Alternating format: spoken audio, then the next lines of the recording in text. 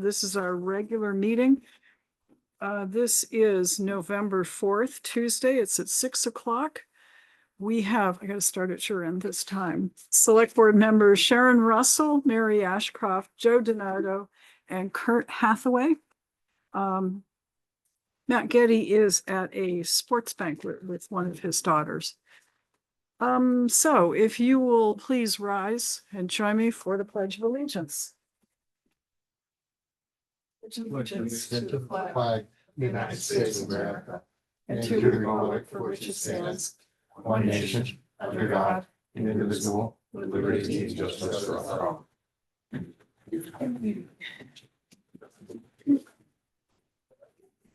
Okay, I'm gonna do some quick preliminary things. The select board minutes for October 21st. If you have had a chance to corrected a couple of very small typos on the copy that I'm going to circulate. Move to approve. Thank you. Is there a second? Second. I wasn't here, Oh, so right, okay. Yeah. Second. Okay, motion's made and seconded. First typo, page 1, it's way down the bottom, number 4. Senior luncheon was today, some new members, plural, and I've added that. And then page 2, under Ed Dumas's police chief report, recent traffic stop resulted from narcotics being found after canine Rooster. Rooster should be capitalized. He deserves it. But a good boy, found narcotics. Yeah. Okay. So motions made and seconded with those 2 additions. Are there anything else? If not, all in favor, please say aye. Aye. Right. Aye. And motion carries and Sharon's abstaining.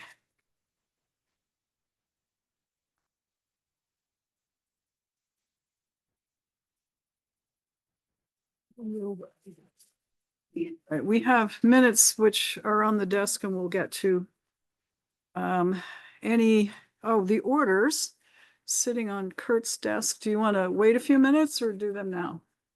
They're signed, so We're all good. Okay, Yeah. all right. Is there a motion? move to approve the orders. Okay, second. Second. Discussion. There is one additional one, but I think Carrie's going to bring it up. So all in favor of the orders, please say aye. All right. Aye, motion carries 4-0. Any board member announcements? Nope. Chair announcements, just the usual. The circle deadline is November 15th, and that will be published just before Christmas, December 15th. So deadline for department heads to get your articles in, please. November 15th. Thank you. All right. That takes us up to, are there any questions from the floor for matters not otherwise on our agenda? And it's pretty much the usual suspects in the back row.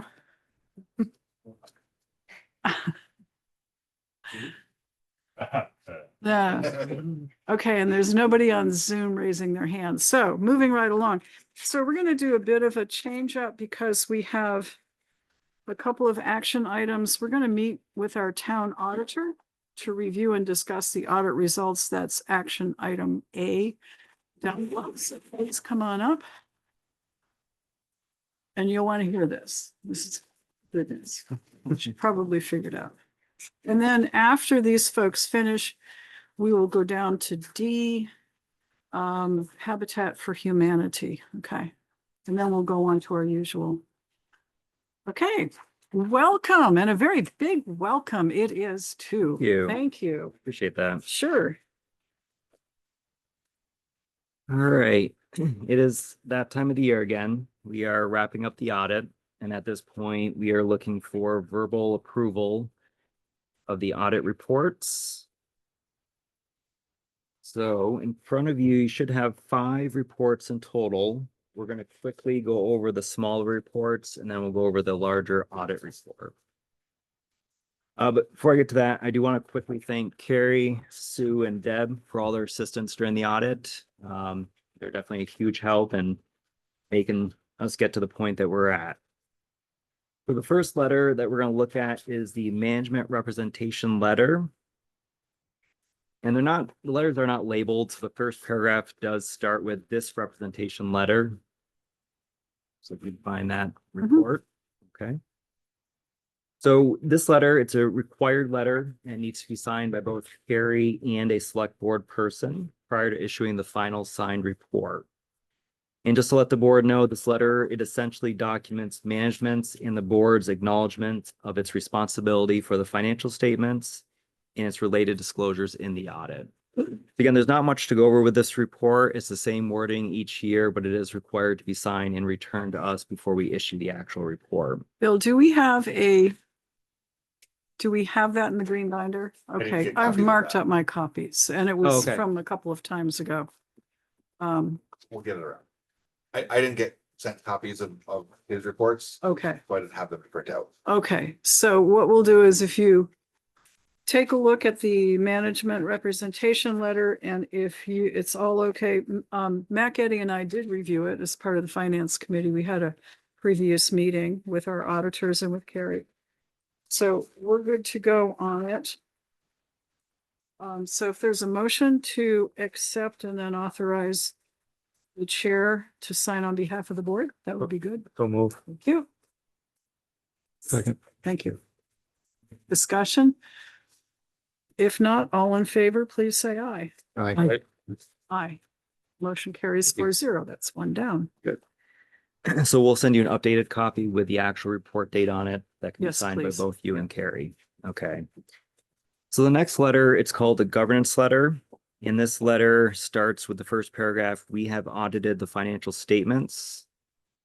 The next section down is bold significant audit matters. Just Yep. trying to help you identify which report you're looking at.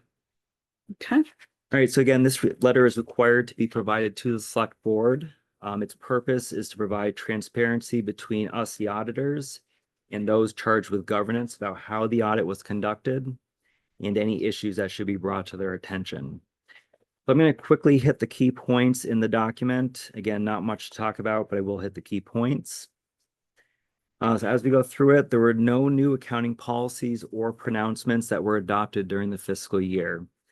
And again, just to remind the board, you are on modified cash basis, which does eliminate a lot of pronouncements that are out there. No difficulties encountered in performing the audit. Management has accepted the proposed audit adjustments that we provided, and these will be posted to the town's general ledger. There was no disagreements with management. A representation letter will be signed, which was just approved. And lastly, management did not consult with any other independent accountants. Again, the report's pretty boilerplate language. Doesn't change much from year to year, but it is required to discuss it with the committee or the board. Oh, this is the second opinion thing, so you didn't have to do that. Mhm. Okay. Got it. Do you need us to accept this? Nope, just Okay. the management representation letter. Very good. Okay. So the next report. Here it is. Is called the management comment letter.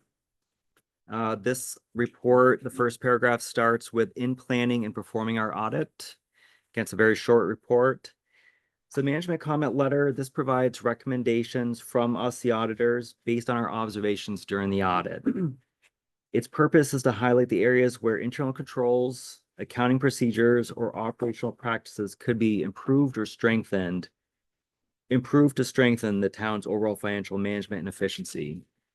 So we're including in here recommendations on areas that we feel that could be further strengthened. We're not saying that there are issues, but there are areas that we should watch out for and consider as a board and the audit. I welcome the board to read through this document and reach out to me with any questions at any point in time. Yeah, couple of things on the ensuring that all accounts, cash and investments be reconciled monthly. Mhm. Carrie has a spreadsheet so that she can track this. That's the comment on page 2.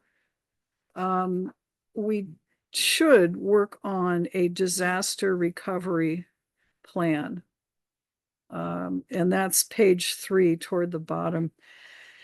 A written disaster recovery plan. So we should, with Bill's help, I think is it in your packet? Is it in the packet Yeah. or? Good one for me, I was working on after that. too, Okay, so. okay. So Bill's been working on it. So that will help. And then there is also something a formal fraud risk assessment program, and we were going to check and see if the League of Cities and Towns had that. So good stuff to note.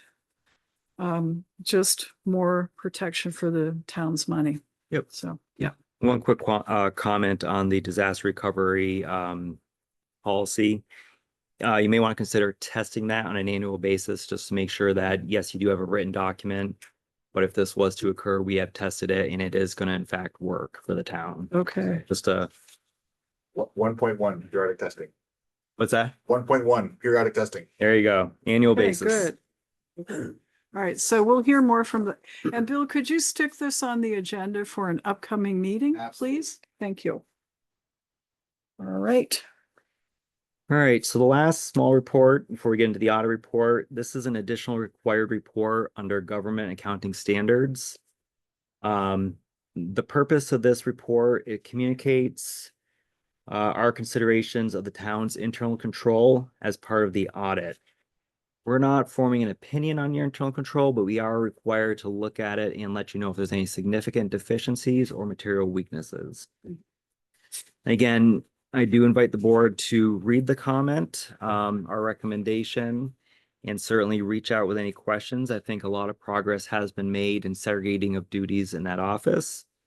So again, I think at this point, we're looking for documentation and to ensure that the control structure is proper for the town.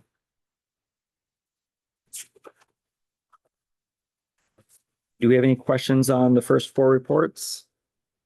Okay, well, we're moving right along. All righty. So the last report, which is the most important, is the overall audit report. And so if we turn to pages 1, 2, and 3, this is our portion of the audit report. This is what we insert into your financials. And this is the independent auditor's report.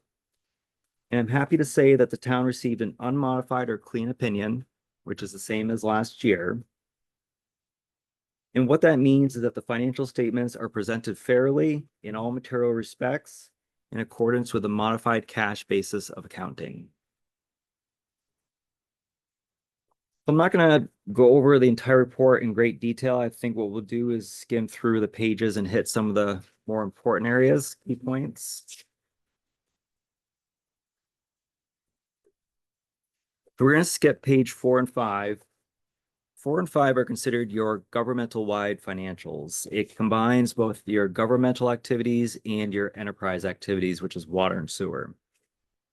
I think it's more beneficial to focus on the other pages because they provide greater detail for what's going on within those funds.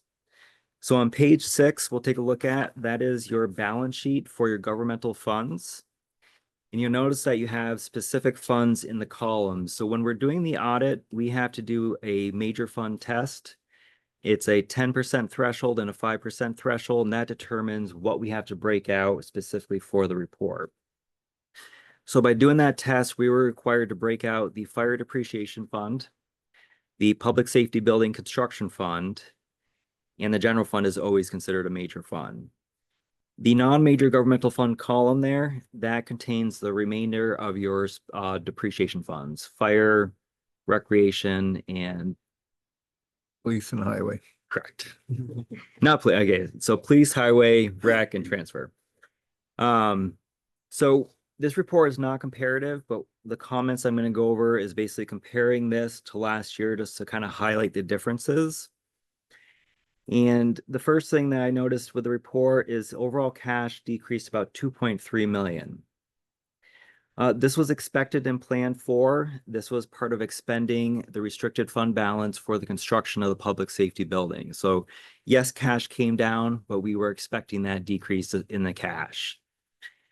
On the bottom of the report is your fund balances. This breaks out all the different fund balances, whether they're restricted, committed, assigned. I think it's very important to be looking at this because this tells you what your remainder fund balance is respective to those categories. So for instance, we have a general capital improvement fund balance remaining at the end of the year of 1,033,000. We have assigned police service fund balance of 231,000. So it's very important when you're starting the fiscal year to know where you start with these restricted fund balances. Do we have any questions on the balance sheet? Okay. So page number 7, this is the income statement for the governmental funds. Again, not a lot to say on here. Obviously, there are 2 large deficits, one in the general fund and one in the public safety building construction fund. Again, this correlates back to the balance sheet. The decrease in cash is related to these deficits in the fund balances. And the reason for those deficits was the construction of the public safety building, which was planned for and expected. On page 8, which I think is probably the most important document, it's your budget to actual for the general fund. I think this is something that should be monitored on a monthly basis, comparing budget to actual and making sure that we're within those budget constraints. So I'm going to hit some of the larger variances that you see over on the right-hand side. The first one, you'll see that actual property taxes are lower than the budget. Well, one of the main reasons for that is we're on a modified cash basis, so we don't have accounts receivable. And so because of that, we can only reflect what we've actually collected. So we budgeted that we're going to collect 100% of current year taxes. Well, that 192,000 variance there is approximately what we're still owed at the end of the tax year, delinquent taxes. The next large variance you'll see on there, halfway down the revenues, is interest on invested funds. Again, we've always been very conservative when setting the budget for the interest. Interest rates still were very high during fiscal year 25, and we still have a lot of cash that was sitting in the bank earning quite a bit of interest. So this was expected to see that we'd have a large fluctuation between budget and actual. The next one down is local options tax. This has been a phenomenon for the past so many years. I can't remember when, but we have been outpacing our budget for years, which is good. We budget conservatively. We don't know what we're going to collect. And luckily, we have come ahead of that each year. The other revenue, the variance there is most of it's due to the Cortina funds that we had received for partial the year. It wasn't a full year collection, but it was a partial year collection in there. Under expenditures, the general government, you'll see a large variance. This ties back to the income statement that we just spoke to. This was expected. We knew when we were going to be building the public safety building that we're going to use restricted fund balances to do that and to lower the tax burden on the taxpayers. Down under public works, not a large variance, but it is a variance from actual to budget. A lot of that, when I was going back through the details, it looked like de-icer. It looks like the de-icer expense came in a little bit higher than what we budgeted for. I know that we had a lot of icing events during that winter, and so that would make sense that we would have more expense coming out of there. And the last one on here is debt service. We don't budget for the debt service payments because we had expected it to come out of the long-term debt repayment restricted fund balance. And that's for the Center Rutland Fire Station bond payments. And then the interest on the public safety building was expected to come from the capital improvement fund balance.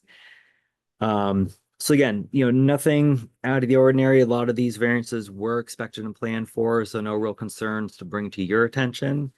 Our hope is that you are monitoring on a monthly basis budget to actual reports so that you can monitor these variances on a monthly basis. We did add a table below this to try to help explain it. So what you're seeing on the bottom of page 8 is the expenditures that did come out of the restricted fund balances. So when you add those back in, we do have a positive surplus for the general fund. And I did add some verbiage down below, and hopefully that is sufficient. One thing that's recommended is we start adding a line to budget for the payments on our bonds. We put it in when we set the tax rate. It's there, but we don't put it in the budget to show people what we're doing and where it's that we have an expense. So that's something we talked about and we should do as we're budgeting. Yep, and I was actually going to bring that up Oh, when we look sorry. at the, no, that's perfect, when we get to the long-term debt footnote. Do we have any questions on those first few pages? Okay. The rest of them we'll go over real quick. There's not much in the rest of these pages. Page 9, this is your enterprise fund. This is the water and sewer fund activity. If you had a comparison report, you'll notice that cash is up slightly because we had a surplus, which is noted on page 10. So if you go to page 10, this represents your income statement for the water and sewer fund, and you'll notice that we did have a surplus of 54,000 for the year, which increased our cash and our fund balance. Page 11 is your statement of cash flows. Not much to say there. Page 12 is your statement of fiduciary net position. These are accounts that we don't technically own, but we're still required to report them. So under the trust fund column, that's the cemetery and fire trust funds. They hold the investments. And then the custodial fund, this was new a few years ago. We were required to put this in there. It's the ins and the outs for the education property taxes that are collected by the town. We're acting as a fiduciary to transmit it to the state and to the school district. On page 13, this is the income statement for those fiduciary accounts. Again, under the trust fund column, it's mainly investment activity, interest, dividends, realized gains and losses. We do have some lot sales in there, investment account fees, and then some upkeep related to the cemetery. So, and maybe this is coming up later. We did talk about back on the water sewer fund, the interest. Correct. So currently the interest is not being allocated to that. And the reason Right. for that, which is in one of the Miller comments, is a recommendation. You have two different fund types. You have an enterprise fund type and a governmental fund type. And the way GASB states is that we should separate those funds with physical cash. We should have a separate bank account for the governmental funds and a separate bank account for the enterprise funds. If we don't do that, at a minimum, we should somehow compute the interest breakdown between the cash that's representative of the enterprise funds versus the cash that's representative of the governmental funds. Currently, we're not doing that, but it is something that we should strongly consider and start doing that going forward.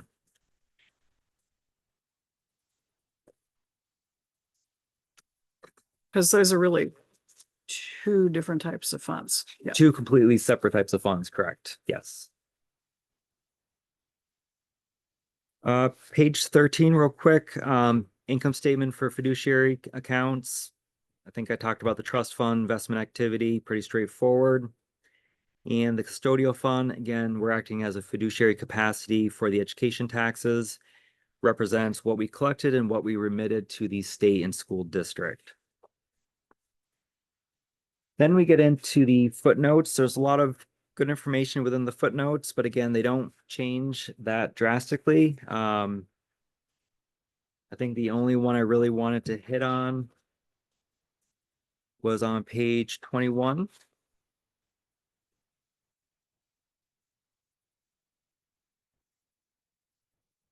Again, we're modified cash basis. So what that means is fixed assets, long-term debt, stuff like that is not on our balance sheet.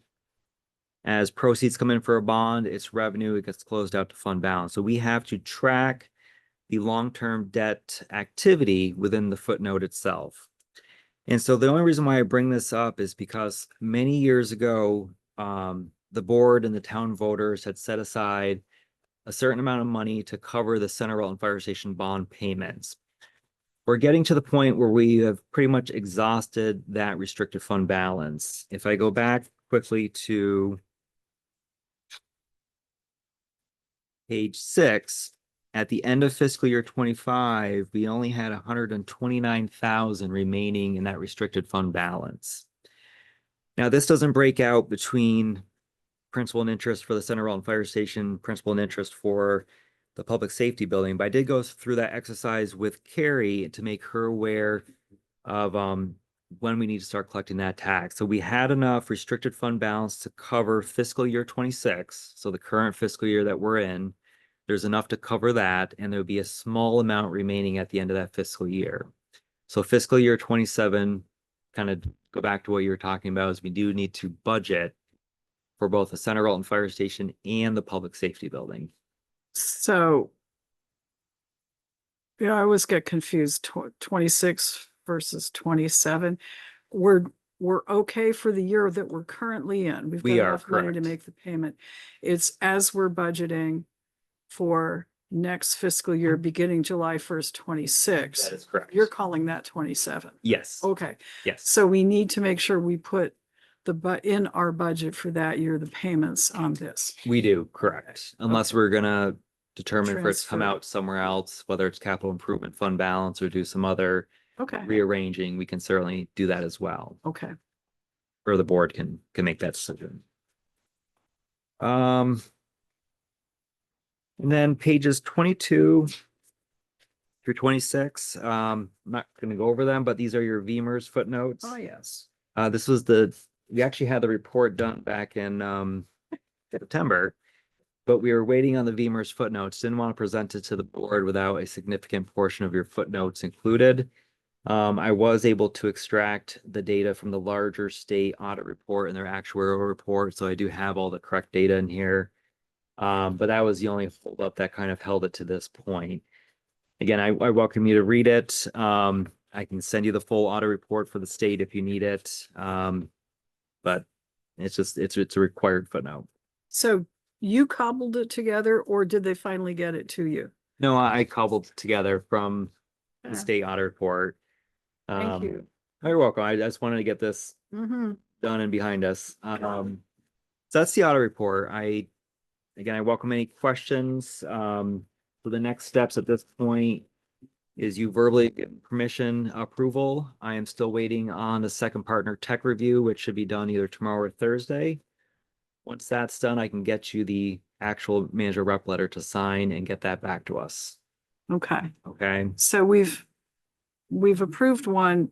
What do we need to do tonight? Approve the rest of what you've presented? Yes, in essence, yes. Okay. Give us approval to move forward with this, and then we'll get you the form to sign and then issue the signed reports. Okay. So is there a motion? So, Going to authorize anyone in particular to sign? Signed on behalf of the town? It- That's your job. We're in the black, so sure. Yeah. We'll authorize the Yeah. chair to sign on behalf of the town. Motion's been made and seconded. Any further discussion? I do want to get to our little spreadsheet thing Sure. too. Okay, because so all in favor of approving and authorizing the final wrap up of the audit, please say aye. All right. Aye. Thank you. Appreciate that. Welcome. Thank you. All right, our spreadsheet. How much, this is the fun part. How much is in the Cortina fund Yes. as of June 30th? And how much is in the capital construction? Yes. And, you know, the other funds too. Department heads are all sitting here most anxious. Just reminding you that that was June 30th and we've already spent some in some of your funds, so. Correct. This is historical data. Again, that's why we try to get the audit done as soon as possible to make sure that historical data is correct. Okay.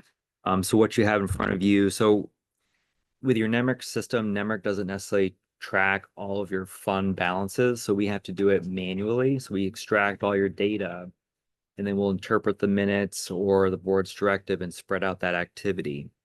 So based on all that, based on our finance committee discussions, I believe we are in agreement with the data that we have currently. So we do have an assigned police service fund balance of $231,049. Again, Okay. this is What June page? 30th. What page are you on? Well, Or how I do you didn't, wanna I do didn't this? bring that with me. Okay, all right, so, So I can, no, that's okay. If you just want to refer to the, Bottom line, yeah, 31 down on that bottom line. This is as of. yep, so it's. Yeah, okay. I just wanted to refresh my memory on it. Okay. I should have brought it with me. So over to the right, there is a Cortina settlement column. yep, And what you have there is your beginning fund balance from fiscal year 24 up top. Can I borrow that real quick? Sorry. And so what we do, so the way it worked out with the budget is we had budgeted a surplus from the local options tax of 218,000 to cover or to reduce the amount that we need to collect from property taxes for the police department. So what we ended up doing is we allocated over on the left-hand side, there's a general police column. And you're going to see the amount of revenues and expenses. And it's very clear that there was a deficit, but that was planned deficit. So what we did is we then allocated over 218,567. That's included on the tax rate sheet that you guys approved for fiscal year 25. After we did that, then any remaining deficit had to be made up with the Cortina settlement funds. So you can see from the existing fund balance, we had to transfer over only $1,708 to cover the remaining deficit for the police fund. And that's how we get down to our assigned police fund balance of $231,49. okay, if I'm correct, we had income throughout the year for the Cortina of 94,000-ish. Approximately 94,000 of current year revenue. Current year revenue, right? And that doesn't show up. It does. So up in the other row, there's 100,966, and included in other is the current year. So the above activity is what is actually hitting your trial balance. So if you were to pull up a NEMRC trial balance, Ah, the there you are. upper portion of that activity would be reflective of what your trial reflects. And then everything down below is manual adjustments that we have to do in relation to the capital improvement fund balance, the assigned police fund balance, and everything else that relates to it. And I do have the exact. We had budgeted for 150,000. Correct. The Cortina. We didn't need all of it. I guess that's the short way of saying. Sorry, it. yes, Yeah. that's exactly correct. Okay. So whatever that motion was that we did to adjust at the end of the year, Mhm. we should do a second motion now to correct that? Or do we, by accepting the audit? It said up to, so it's subject Okay. to interpretation. Okay. I mean, I think it's fine to leave it how it was approved. No specific amount. We were struggling with that, but. Right, so yeah. we made a, Okay, We set a Yeah. limit that we were gonna go up to, and obviously we didn't have to reach that upper limit, which is Okay. good. all right. And then with the capital improvement, so over to the right-hand side, the third column from the left, that's the capital improvement restricted fund balance. So you can see that we started the year with 1.9 million in that restricted fund balance. If you go straight down, out of the general fund, we had paid expenditures of almost 1.2 million. Again, this all relates back to the financial statements that we were just talking about and the deficits that we saw. It was planned. That's public safety building. It is, exactly, yep. And then below that, debt service payments of 76,000, that was the interest payments on the public safety building that the board had approved to come out of this fund balance. And then what happens is, again, years ago, we had approved these sweep over accounts. And so when we have surpluses, whether it's in the general recreation, general fire, the general fund itself, we sweep all those excesses over. We restore our opening balance to 1 million. Anything above and beyond that goes to the capital improvement fund balance as it currently is laid out in the board's directive. So you'll see that there was an excess surplus after everything else was dealt with of 383,000. Partially restoring our capital improvement fund balance. So at the end of the fiscal year, we do have $1,032,872. Now, it's very important. This is historical. This is 4 months ago. Mhm. So now what you want to do, and I sat down with Carrie and we started to go through that process, is she has a nice spreadsheet that's tracking all the activity so that she should be able to give you guys a running total of where that restricted fund balance sets. Now, the only thing we don't know is what is our surplus going to be at the end of the year to kind of replenish that. Right. That's always the unknown. Andrew? Yep. The 382,933 that went, does that include the 1% monies that weren't allocated? Yes. Okay. Correct. So that's So that's individual budgets plus what was left from the 1%. exactly Okay. after transferring the 218,000 that we wanted to Right. to the police department. This is the remainder at the end of the day. It's the very final what we move into that bucket. Okay. Yep. All right. Thank you. So again, this is a very manual process. I do send this spreadsheet to Carrie because obviously these are your financials. We want to make sure that we interpreted what you guys wanted correctly. And so she does review this in detail to ensure that we do match her trial and the intention of the board. Where's the 1 million opening balance shown? Is that anywhere here or? It is. So, Okay. so with the 1 million opening balance, technically we had to do something with it. We couldn't just leave it as opening balance. We had to commit it for different things. So what we do is we committed it for paving because we know what contract we have. So if you look over to the right, and it's the No, no. I've already made the call. so it's the 5th, 6th, and 7th column from the right. And so we add those 3 committed balances. Those are technically your $1 million opening balance, but we have committed that each year. Now, some of it does get supplemented with property tax revenue that we budgeted for and stuff like that. But at the end of the day, we need to make sure that that remains at $1 million. Is it too high, too low? That's a question for internally for discussion. Pretty close this year. Yeah, Because what we don't want to do is, and the town has been very fortunate is we have not had to go out there to get a tax anticipation note to Right. bridge that gap. we don't want to. So I think it's just something that we can monitor, do a trend analysis for the past 3 years of all the expenditures that go out the door before we get the first allotment of property taxes that are coming back in the door. Mhm. And then that can gauge, is this sufficient? Is it too much? What are we doing with I think it? it was pretty close this year, wasn't it? If I remember. Yeah, And I don't know if we had something unusual in there, I don't know how the school portion there's a certain portion goes to school out of that Yeah. bites us, I think, a little bit to start with.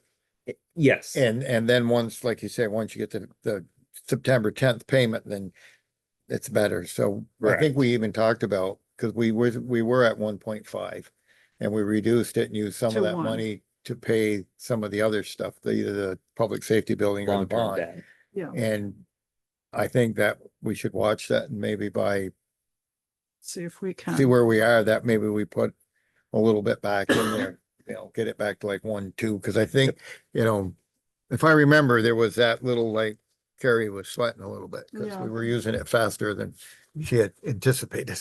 And again, I think we can work with Carrie and actually generate some NEMRIC reports, kind of help her with a trend analysis. And if you just do it on a running basis, Yeah. it helps you each year, justify what we're leaving in there for committed balance. Okay. Again, these are very important. That's why, we try to keep track of this. And again, we want to make sure we're doing what the board's intention is Okay. with these. Joe, take a look at note number 1 down below and just make sure I've got it right.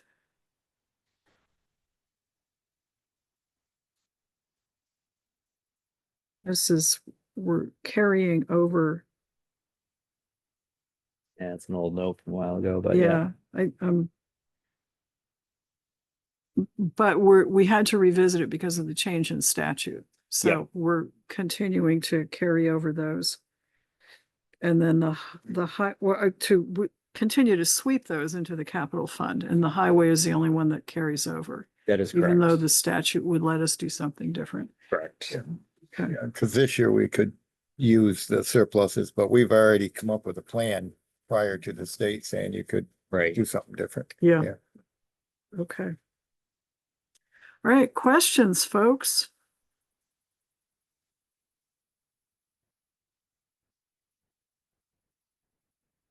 I know it's a lot to digest kind of in a short time frame. So, I'm available all the time. Feel free to call me, stop by the office or email me, and happy to go into much more granular detail, if needed.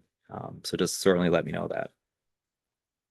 I remember, Just knowing that we're collecting enough and not too. no, Yeah, I that's, know, and we're, really. you're doing most everything pretty accurately. I remember sitting in your office. I do remember that. I think that was at Um, the old office, The old 27 Center Street. office, Yes. and when the 3.2 million was there, and we Yes. were like, no, this can't be right. Yeah, no, I remember that very clearly. That was, I can too. Okay, Okay. wonderful news. Thank you very Yes, much. very good Thank you, report. Carrie. Yes. Yes. And last chance. Oh, okay. All right. Well, thank you very much. I appreciate it. Anytime. All right. And yes, I thank you, Sharon, for all the help too, during the audit. So she Yes, did a thank you. fantastic job. So. All right. Well, thank you. All right, you're Talk to you welcome. soon. Indeed. Thank you.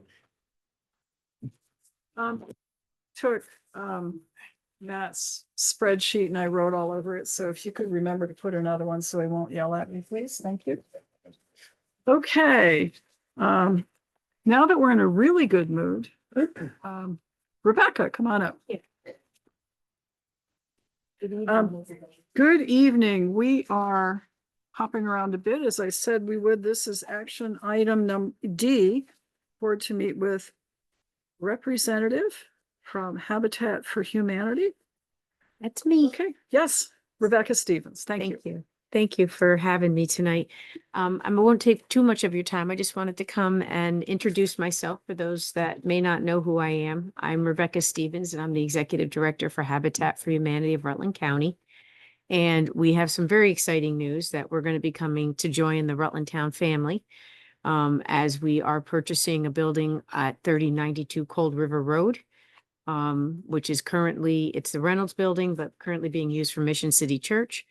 And they are moving to their permanent space over on Door Drive. And we are anticipating an early January closing with our Restore opening in February. So the building is going to house our 6,500 square foot Restore.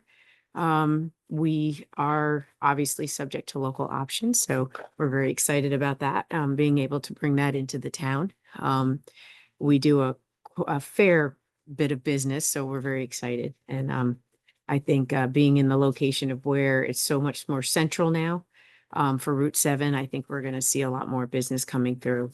So we're excited about that. And then really exciting news, because of a very recent generous grant from Rutland South Rotary, we are able to establish our in-home panelization workshop, meaning that we're going to be building 8 by 8 foot panels for homes that'll be going up throughout the county. And instead of starting in February 2027, which was our anticipated strategic date for our building, we are now able to start in February 2026. So got a lot of exciting stuff going on for Habitat, and we're just really excited to be coming into Rutland Town. So just wanted to say hi, ask if you had any questions for me, but if not, you can always find me at 3092 Cold River Road as of January. And I'll be there, and please come out and see what we're doing. We'll have to have you out. Yes, please. When we open up, we'll have you come out. So I'm in Rutland South Rotary. Matt's in Rutland South Rotary. Sharon is a past member of Rutland South Rotary. So this was the group that it was a real competitive process for the $50,000 grant. We had 38 applications and Habitat won. So thank you. And this is totally awesome because the plan is with this panelization workshop to increase the number of houses, very small houses, but houses Yes. that they build from 2 a year to 10 a year within the next 5 years. So we're really I mean, you know, Couldn't have Thank done it you. without Rutland South. so- well, we're directly going after the housing problem and doing something about it. And you folks are, of course, critical to that. So Thank thank you. you. Thank you. So we're very excited. So, and we're gonna be able to build anywhere in the county. It'll make it a lot easier with this panelized method. So. Yeah. It's gonna it's a game changer. We're gonna be able to build year round. And instead of waiting, for the build season when the frost comes out and we can break ground and scramble to get a house done, which we've done. We've been on, I mean, it's been phenomenal to be able to build, with an entire volunteer crew and, to be able to do that in 4 to 5 months. But this is a game changer for affordable housing. And just to be clear, in case anyone isn't familiar with the Habitat model, we actually work with folks between 30 and 80% of the average median income. They purchase our homes. So every time we build a home in a community, they do pay real estate tax and add to the tax base.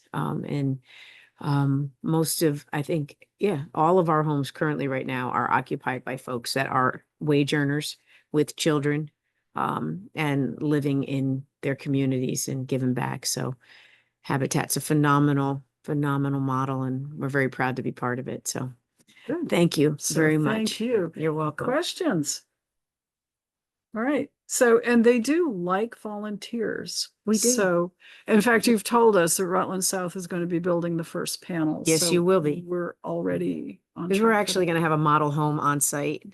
It's really, 3092 Cold River Road has enough property around it that's going to allow us to actually erect a 16 by 16 foot model home. So you'll be able to walk through it and see how it's built, and you'll be able to go in the panelizing shop and, take a peruse through the pre-store and maybe purchase something. So it's all good. Yeah.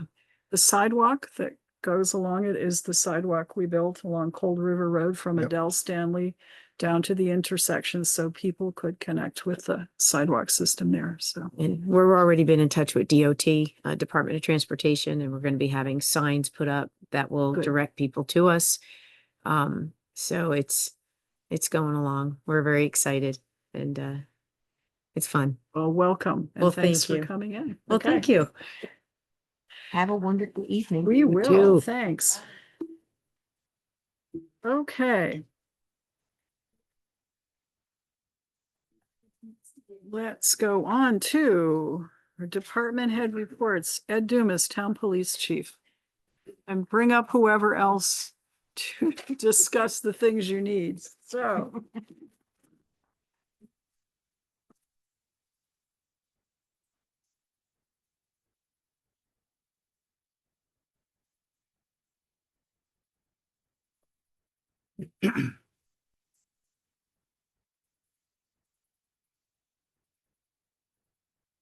Won't say for it. Thank you. Okay, thank you. Thank you.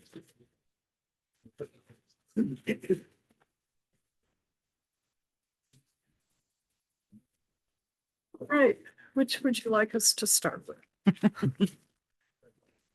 Let's start with the big thick one. Okay, Yours was in black and white. Sorry about that. A little bit color on the copier on a waste paper, I guess. I think we had like a total of 566 calls for last period. Various things that we go to. All for service.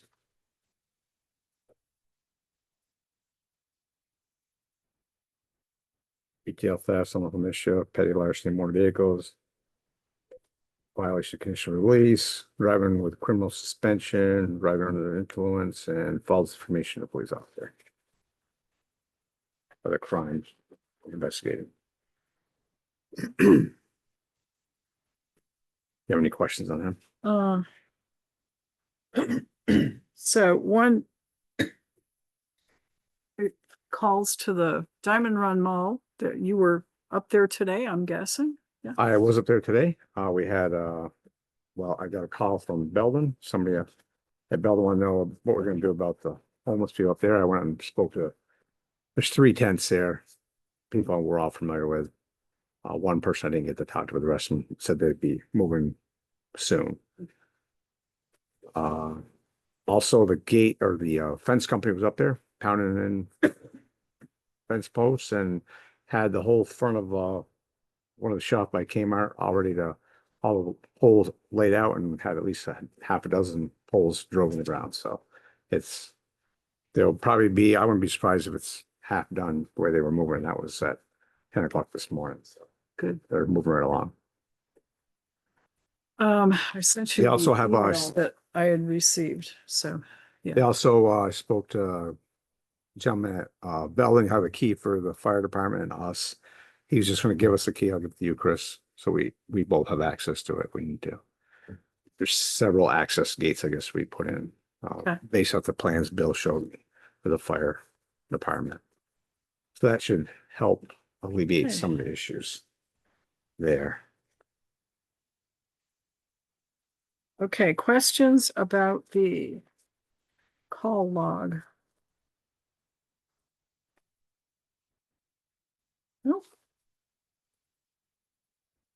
I guess the other thing is, last week, Officer Placus was called a few times for his canine rooster to help locate illegal items in cars. So he's able to stop a car. Was that 2 weeks ago or last week? It was last. Yeah, 2 weeks ago. So we did find a car with some narcotics in it and some money. And we did enter, we were able to,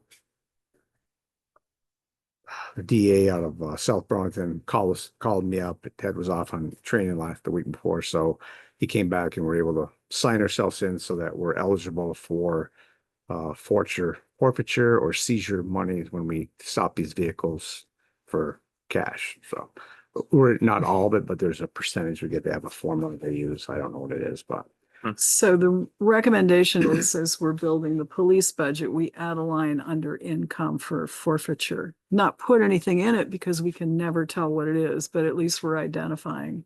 Then we give If it shows up, it does, and if it Officer don't, it don't. Placus and Rooster full credit. Say, So, you gotta go spend it on biscuits after yeah. that. He's Big putting in all the work. we'll allow, we can take that money from the public, Yeah. not feel bad about it. I should say. The other thing is, you want to switch the other one at this point in time? Let's take a look at that. Yep. If you notice, we're back to almost 2021, beginning of COVID, issues, I guess you could say. Yeah. Maybe it wouldn't be less than that. Nice. Cold weather, I think that cold weather, voucher program begins, I think, the beginning of December, from what the people on the street are telling me, the ones that are waiting for it. So Yeah. got 1 more month and then hopefully we can get a place to stay for the winter. Are there any designated places? I mean, before it was Cortina, that's where they were all going, but now you don't know. I'm not aware of what they're, I talked to one gentleman today who's in the system, if you will. And he suspects he's gonna get moved to Burlington or some other place for the winter to do it, so. Okay, so the police committee did meet and we did go over the draft budget. And one of the things we have to do for all departments is, if we could do that now, if you folks are willing, to determine what percent COLA increase we're going to ask our department heads to build into their budget. I did get my notification from Social Security that Social Security benefits, their COLA increase is 2.8%. And here it is. Right there, it's in.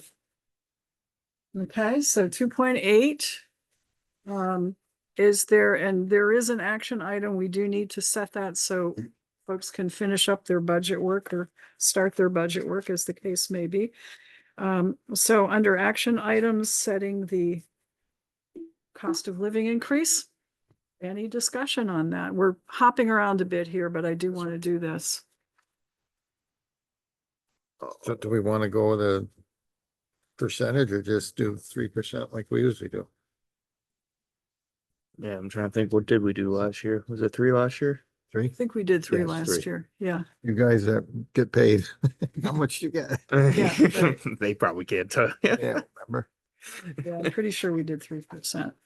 We did last year. Yeah, that's what I thought. Any, I make a motion, we do 3% for cost of living increase Second. for our employees. motion's been made and seconded to build our budget around a 3% increase. Discussion? All right, all in favor of 3%, please say aye. Aye. Aye. Okay, motion carries 4-0. So those of you who've been waiting, that's the number we can be using. Thank you very much. All right, now a few other things. In the police report, first of all, do you have an announcement you would wish to make? Yes, so I told the police committee that I was going to be retiring next year. What if we say no? What's that? What if we say no? Well, probably the 1st April will be my last day. First day of April? No, not April Fool's Day. Come on. Okay. Gotta do it be a the- little be bit. in the The March. second. In March or April 2nd. Okay. Well, Chief, we knew it was coming. Yes. And we thank you deeply for all of your good work on this. So we will miss Appreciate it. you. And we'll, between now and then, probably rough you up on budget stuff. Probably. Some more, So- yeah. The other thing I'd like to say is that way back when we're trying to get Deputy Chief Washburn a raise, the only way we could get a raise is if I promoted him to the rank of Deputy Chief. So at this point in time, the last 6, 7, 8 years, Something like that. we've been, a lot of the stuff we do here, Ted's been doing it all for the last year. I've let him do it. He does well. He asks me questions, and I think as you move forward, I think it'd behoove you to promote Ted to the rank of chief. I believe he has a seamless transition. And I've always been about making sure that the department comes first, and that we move forward nicely. And I don't want to leave the town with a big hole in it. So that's like, I've worked at places where they drop the ball and you Mhm. gotta like clean things up. It's not fun. So that has been thanks to Mary and her 5-year plan, and we throw a lot of language back at her that she gave to us. You didn't Tours. like it. But we have, everything on our 5-year plan we've gotten, and Ted has written another 5-year plan that's, I suspect sometime in the next 5 or 6 years, it'll come to fruition. And move forward as it grows up, I guess you could say. So my obvious question is, we'll be losing an officer. Should we start now looking for someone to keep our staffing level the I same? think you should. And that's part of the discussion that the police committee had too. 'Cause You'll see a proposal to bump up, well, not just the 3%. some- The salary chief, doesn't, yeah. the deputy chief and the first officer will be up 3%. But then the school resource officer and the 3rd officer, the proposal is to bring them up to the same level as the 1st officer. So you're gonna see that. And this would be a good time to say, yeah, the thought is it's tough competition out there. We know police departments are looking. So that's going to be an increase over the 3% for 2 officer positions. And that's the reason, because we're looking ahead and needing to hire. The other thing is, she'll say that I'm trying to kick her out the door, but I'm not, is Lynn has been instrumental in our administrative process we do. Here we have a NCIC FBI audit coming up as part of the NCIC things. And it's stressful. I did one, Ted and I did one, and I was like, was not what I was used to. And we passed it, but it was stressful. But to have someone do that, I can just concentrate on police work and doing what we're doing there, not have to do all the administrative stuff behind the scenes. And in order to replace, Lynn is at the point where at some point in the future, she's going to be retiring too. To get a qualified person to do what Lynn does, it's, to be honest with you, somebody who has dispatched in the past. Mhm. And you have all that knowledge, and then to come over and learn the NCIC part of it is that window is a short window to learn that paperwork and move forward. So She also did fingerprinting. she did civilian fingerprints also, so she knows to do that. And it would behoove the town to up the pay on that position in the future so that we can get somebody qualified to come in and take over what Lynn does, and she does a lot. And if I leave, I don't know who can hire, pay will be, you'll save some money next year. That may be a point to jump up Lynn's pay to the point where when she leaves, we'll be able to get somebody else. I'm just throwing that out there, and All nothing, right. Ted and I've just kicked around a little bit. Yep. Yeah, we Something to think haven't, about. we didn't go down that road. We with didn't, The no, we budget, didn't. so, yeah. Okay. Now, while we have you, there is something, yes. Oh, Matt's on, good. All right, we did discuss with Carrie and with the police committee, Matt and the officers, something that we could do right now concerning the insurance reimbursement. So why don't you explain what you So, have in mind? We thought we had some time, like to the end of the year, to do this, but in reality, Officer Flack was here and he checked with Blue Cross Blue Shield. And there's a certain period you can sign up for Blue Cross Blue Shield. Let's say if you're married, you have your spouse is on an insurance program.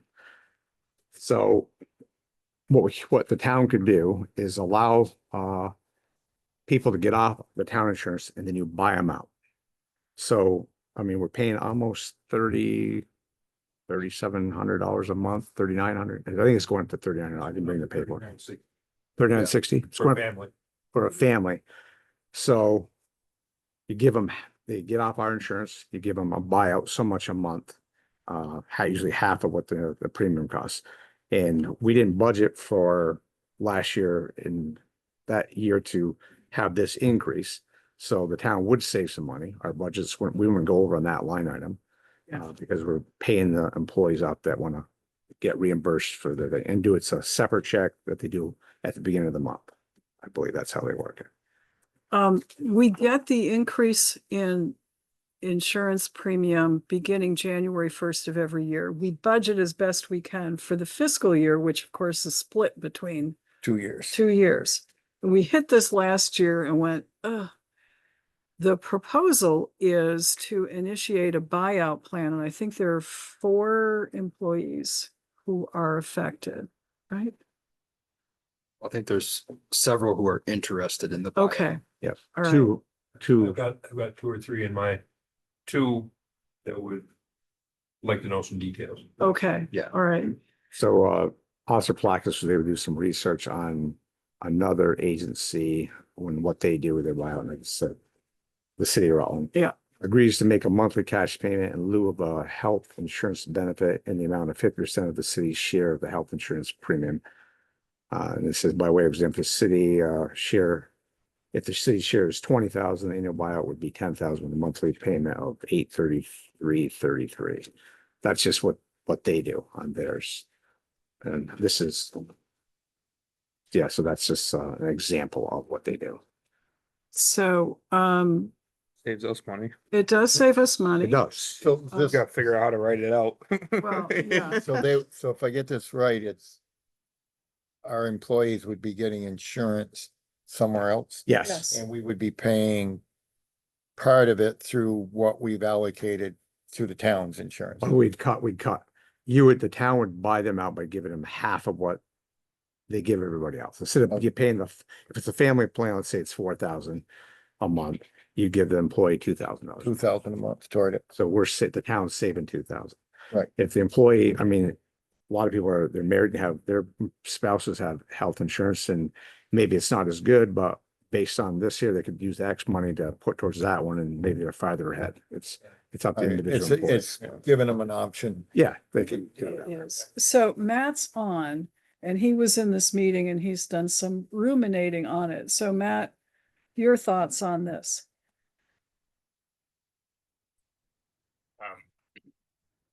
General seems like a good idea to me.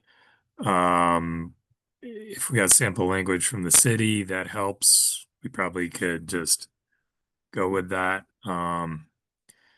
I was just a little nervous that there may be some issue that we might miss. I know there was an example, I think, that came up in our meeting. I think it had to do with veterans healthcare, perhaps. So I don't know. I suppose it's one of those things where you live and learn as you go along. But if there's anyone out there that, and I don't know if the city's language is any more detailed than what the chief just mentioned, but it would be helpful to potentially talk to somebody else or to council and see if they have any recommendations as far as like a more fulsome policy language. But in principle, I think it makes sense for us. Okay. Can you do a quick motion? So we can tell the employees we're moving in this direction. Because they've got it, they've got, Yeah, this so they is have 1 month to enroll. This month right here, they have to enroll. If they're going to go to another insurance policy, they have to enroll this month. So they have to have an answer this month here. Not that things happen in December, but come January 1st is when it would first start. But they have to enroll this month or they lose this window of opportunity to make this decision. That's why we brought it forward. I'd make a motion that the town moves forward with a policy to allow buyouts of health insurance at 50% of the rate that the town would pay, the town premium. Okay, for Second. coverage under another policy. Yeah. Okay. Motion's been made. Sorry, excuse me. This is Chris Housewife, Emily. I just want to throw out there, it's not just this month. My company actually ends open enrollment November 17th. So we would have a limited time to do this. Just throwing that out there. That's why got the motion on the floor right now. Yeah, I'm right at it. So, thank you for telling us though. No, you're under Blue Cross right now, So There- any yeah, further discussion? but Blue Yes, sir. Cross is pulling. I think that out. I don't know how you do it, but somehow need to make sure that there actually is insurance that they're going to. Yes. Yeah. And it has, I think when I was with the city, I think it had to be as good or better. I don't think it could be a lesser policy. I'm pretty sure, I Okay. can check on that, but I think I think it had to be as good as this. I think if the employee wants to go on, my opinion is if they want to go on the other spouse's insurance and they're getting a buyout from here, they can use whatever money have extra put in it to make it as good as they want. It's their choice to make it. I think I'm just saying. Yeah. I don't know that you can take a buyout and not have insurance. Yeah, I certainly disagree with don't that. want that to happen. declaration Yeah. form we have to sign. I have to fill out a form and photocopy my insurance cards, Okay, bring it to my employer to get the buyout. okay. Okay. And you have some language somewhere that you sign? We're learning more. I have a million papers to fill out and then. Okay. That I have health insurance through the town that I have to bring to my work to get the buyout at my work. Okay, So, There you go. I mean, that is something, so You might need some copies of any of those. these guys choose to do this because they work for us, they need to let us know that they have insurance, okay, Matt's back on for us. some form of proof of insurance. Matt? So the other thing we haven't really talked about, I don't think, we've mentioned who might be interested. I don't know if there's anybody that we already employ that's on a spouse's insurance, for example, that might suddenly be eligible for money that they're not already getting. presumably the net effect of this would still be to save money because we'd have more people taking it that would offset that sort of thing, but I don't know for sure. We've got to get the word out there, so we'll task Bill with this if the motion passes. Our rec director is indicating that perhaps he is in that latter category that you mentioned. And it would be fair that you'd have to do that. We would have to offer it both ways, so, okay. All right, And you I got the believe- motion? Any other And discussion? would we be following this? I know this, one of the things says that, they cut a separate check each month for that amount to the employee. Would that be our policy to try to follow that? I think so. Carrie and I think we asked Carrie this question, is that the best way of doing it? Carrie indicated that it wouldn't be a burden. It's just one of the other things. So she's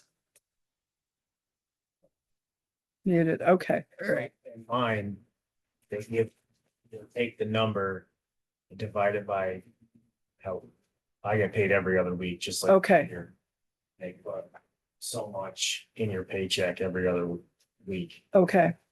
So. And there's a line somewhere showing what it is. Shows a Okay. breakdown on the stub. Yeah. I think this was kind of talked about with Carrie. Yeah. Doing a separate check. There's a hesitation to doing that because of taxes, right? The more any single paycheck goes up, getting taxed on that Right. separate healthcare buyout more than you otherwise would be. All right. This is more reimbursement than a paycheck. Right. If But this would- factoring it into a normal paycheck. Oh, right. Going into a Okay, I normal do remember paycheck, this. you would pay taxes on your reimbursement, which wouldn't. So Yeah. I think doing it as a totally separate check. Yeah. I think the city, you guys have to pay so much, some of you pay for your health insurance a certain portion, correct? They do. I get the town insurance.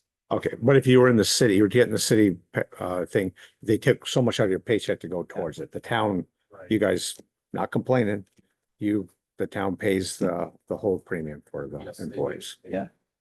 I know you're right, because I get separately paid.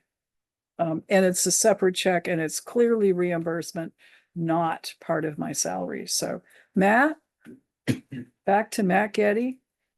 Yeah, so I wonder if you could read back the motion language again, and I wonder if we need to refine it a bit more with what we just discussed. Let's see if Kurt can do let me that. read that back. I don't know. I'm sure Mary has the language in mind. Mary, go ahead. That's what the camera's for. Let's see, I think the motion was something to the effect that we offer an option to employees who can be covered under another policy with a spouse or other family member, the option of us buying 50% 50% of their policy that they would have had with the town. Mhm. Is that And paid as, it should be paid as paid as reimbursement. reimbursement See, and not as We got the taxable income? notification that Blue Cross is pulling out of. I think it was a motion to move forward with it, right? If- Is that final motion? If people have got to sign up, I Yeah. do think Yes, and you, Alright. we have to. in some cases, you have a limited amount of time. So for what it's worth, and not to put off the motion, the reason for the delay in getting this to you was that we were going to wait for budget time to do this. We thought we had until the middle of January. Yeah. For open enrollment, to only find out that window is actually a lot shorter than we thought. So we apologize, or at least I apologize through that. Yeah, no, well, Last yeah, and you year. explained that too, so we got it. So yeah, it sounds like my motion, yeah. Okay, Think- all right, so Matt, anything else? Did we get it right? I think we should amend Okay, the motion. I guess I would move to amend the motion to state that we would be that employees would be required to show that they've obtained other insurance. yes, And that I don't know what we want to call it, the buyout payment would be made, would be divided over the pay periods over the course of the year. Yes. So I guess those would be my two amendments, but I did not follow the last thing you said about the taxability of the, Oh, well, So, I think that's separate checks to be cut for the reimbursement. To show that it's reimbursement and not just an adjustment in the paycheck, because that would look like taxable income.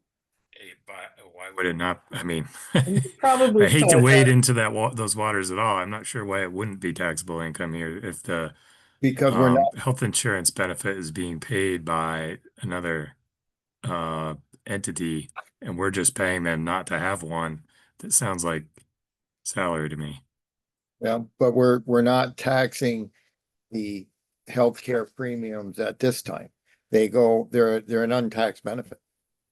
Right, but if you're not getting it, then it's not that. It's something else. Well, what we're offering, Okay, well, why don't we leave the tax issue for maybe this is. That's the why I was- employee to deal with? that's why I think the motion should be that we're moving forward with this with a policy to follow. Right. That way, people know that they can enroll, Okay, and we're gonna have a policy with all the formalities figured out by Okay. January. okay, I think it's the best way to do that so, Instead of trying to put it together. yeah. while we're, sitting And, here. and this But might, I think what Matt, the parts that are critical is, yes, we're moving forward with it so employees can go Yeah. and sign up. Yes, we're going to do this. The policy and the forms that they're gonna have to sign and some of the details are to be determined. but They must have other insurance. but That's they must, that is critical. part of the, And that is it's part a, of the motion. it's a 50% reimbursement rate. 50% reimbursement. Yeah. All right. Any other critical Based on things that approval. we need to stick in there? So I have a couple questions just to ask. So if you move, it sounds like you're moving forward with this, is this going to be a requirement for employees? No. Or can they it's an make the option. choice? It's a an choice. option. It's a choice. Okay. So the word option should be there, right? Okay. So if an employee wanted to stay with the town's health insurance, they could. Yeah, Sure. For sure. Yeah. Yeah, This, definitely. Okay, okay. And then the other thing I wanted to say is, you're required by law to have employees sign a form stating that they have insurance elsewhere. Yes. So, The fire chief was just explaining that to us. okay. Yeah. Okay, thank you. And we know there are details. This is happening very quickly. So Insurance we've is got to get the general policy in place with the details to follow, which sounds like, Matt Getty, a task for the personnel committee. yeah, you might need to get some financial advice on this. I too. think we wonder will. if Andrew could weigh in, or somebody that understands how this stuff works. Yeah, maybe the league. You know, because this is a benefit we're not taxing, and just because you choose to go with, say, a spouse's insurance, and all we're doing is we're not even giving you all of what you would get if you were an employee. And the fact that we don't tax it now, I don't see it as income. Yeah, I don't either, but But there's people that do this for a living that can explain this. Still might be income. It could be, and if But- it is, then that's something the employee would have to They'll weigh weigh into when your they're decision. So- deciding whether they want to do this or not. So Right. we don't have to decide that part. but we're. Paying tax on income is always better than not having it. True. Wise words. Okay, are you ready for the motion? Whatever It is. it is. Yeah, that one. It's to offer the buyout, not require it, offer it to employees. Offer the buyout at a 50% 50% rate Operable and proof of insurance. insurance Yeah. if you take it. Yeah. Those are the key things. proof of insurance, all right? With formal policy to follow. Yeah. Full Well, committee. All in favor of the motion, please say aye. I, Aye. Aye. Aye. Motion carries 5-0. So you can start making your plans, folks. Thanks for calling this to our attention. Don't worry about the short notice, stuff is changing so rapidly, but I'm glad you let us know about this, so. Okay, do we cover everything? We covered. There was a question, and this doesn't have to be decided tonight, whether we can, well, first of all, we're not gonna add a question to the ballot, but we're going to maybe talk about, do we do an informal poll? Like the old Doyle poll, on town meeting day to ask questions, and the police department was wondering if voters would long-term approve 24-hour, 7-day-a-week coverage in the town. So, and so I mention it because other departments may have in mind things that they would like to put on a questionnaire, and select board, do we do a questionnaire? At town meeting or, whenever Not else. a big, that's a good time to do it. It's not. That is pretty good because people do turn out. Again, this is something that Ted put on the 5-year plan for the police department, because we'll have this I'm plan, gonna hear about this for a long time, aren't Yes, I? we are. this plan, and Yes, we then are. after that, then we'd put on the budget next year to do a study. To study our departments and compare it to other towns the same size. An in-depth study is probably gonna cost, money, Give it about 10 grand. at least 10 grand, maybe a little more, and then we can give that information to the select board and the people of the community, and then as we move forward to increase the size of our department, to meet the needs of our Rutland town community. So, Okay, nothing that has to be decided tonight. no, just letting you know. And other departments think about if there were a questionnaire, what you would want to put on it for your department. How many backhoes you need, Dave? What- Okay. Anything else? I'm done. Phew, good thing. Yeah, I have one thing. okay. We have switched out our handguns. Oh, yes. Switched out what? Our handguns. Good. Okay.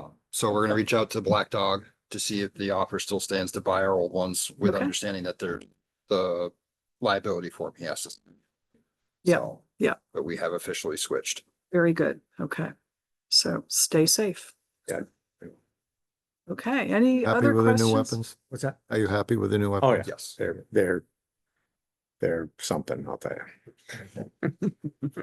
Any other questions? 106 yards hitting steel with 1 amp. That's pretty good. Yeah. That's good enough. Yeah. Asterisk there, excuse me, Dumas.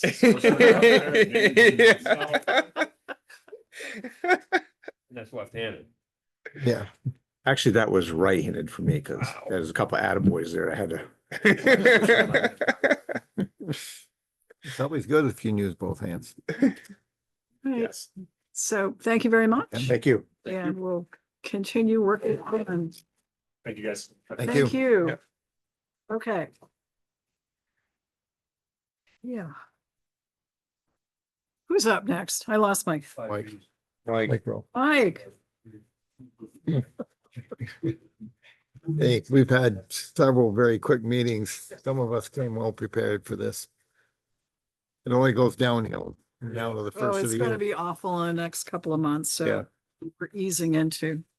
All right, so we had our committee meeting to go over budget, and we're about what, 98%? We got it pretty much Good. figured out. So we'll move forward with that. The doors at Dewey are in and work and are locked and all secure, so that's great. That was done yesterday. I want to thank, if you see JP, you can tell him he's looking in really good shape. Is he on the thing here? He's been walking the trail as the constable, checking on our dog walkers. Mhm. I saw him today with his walking stick and his Aha, badge and his side piece, and I, said, just be careful. He said, yep, I will. And he had a great old time, and he had a good old spirit doing it. So I thank him very much for doing that. That's, good, yeah. I that think he is nice. enjoys it, and it's nice to just people know that someone's in and around. And so Yes. I really appreciate him doing that. Good, Basketball has started. And it's gonna roll right through. The ice rink is in. Finished that today with the help of Kelly and Trey. So I talked to Chief. We're gonna get some water sprinkled in maybe next week so we can catch the freeze and catch it just right. Don't worry, Chief and I talked about it. We're all on the same page, Bill. I didn't go through you. I went through the chief. I went to the right to the top. early. Uh-huh. You're a little early. There used A to be little a time early you could for the go on freeze. Champlain Beach. well, there's a little. We didn't skim. get it. We missed it last year. So the Yeah. plan was to get it up and ready to go and have water in it when it freezes. That's why we're not putting the full amount in. So we'll get a good base and build it up. So I'm ahead of the game. Which is, I hope it's not freezing that soon. Yeah. No, I We got a need- little we need skim four on one of weeks. my, the water's not going to go anywhere and Yeah. it'll freeze and we'll be in good shape. So I'm trying to plan ahead. very good. I lost my train of thought. basketball senior luncheon. So the 18th is our, what I guess we can call now our annual senior luncheon at Center Fire Station. It is catered by Kamutas. It is our turkey and all the fixins meal. So Is this November 18th? November 18th, Okay. so 2 weeks from today. So I would strongly encourage any members that are available to make it to meet with our seniors. I think it's important that we Yeah. have some representation there. Yeah. And now that they're starting to gain some traction, and I'm gonna be blunt, I think you should, one of you or two of you should show up to everyone, just so there's presence that you can talk to them, because they have a lot to say. So they do. I will Um, try this time. I'm conflicts just, with it. Sharon's been the Yeah. cook, so Sharon, you're off the hook. She's been to plenty. Yep. I just would really like to see, I've been to some, but I can't get to all. and of that's I'll go. okay, and I'll that's be there. okay. I just want to put that out there that Who's I'm trying cooking the to- turkeys? Kamutas Oh, they're market, they're Yeah. catering it. Yeah. Oh, Great. good. Yeah, we went to Maple Angus, and Brian's a town resident and has done stuff for the seniors. They do before, so I'm gonna excellent give him a job. whirl and see how his works out for. Good. No, but I would like department heads, if they want to show up. Chris will probably put some leftovers in the refrigerator for the boys. I think we talked about. So that's coming up. And then the 15th, or excuse me, the 16th of December is the luncheon at school with the jazz band. And that's around 11:15 in the cafeteria, and they're 16th. doing chicken and biscuits for that. Homemade chicken and biscuits, I was told. The 16th of December, Okay. which is also a Tuesday, I believe. Who's But you'll making get it? music. So you're gonna need me to help cook? No, the cafeteria at school does this one. Oh, They good. do a real, and the people eat with, they eat with the Okay. kids. And so Okay. they get to kind of see what's at school nowadays. So it's also another positive. Kids look at us and see how wicked old we are. Yeah. No, I Yes. know what they're doing. Other than that, not much. We're just plugging along, getting stuff going, and I don't think the only other thing, I got a couple more things, and then we'll clean up. The water is all off. I told you that last time. Just a couple more things to clean up, and then we'll probably pretty good up at the parks. So moving to winter mode. Any other questions for the rec department?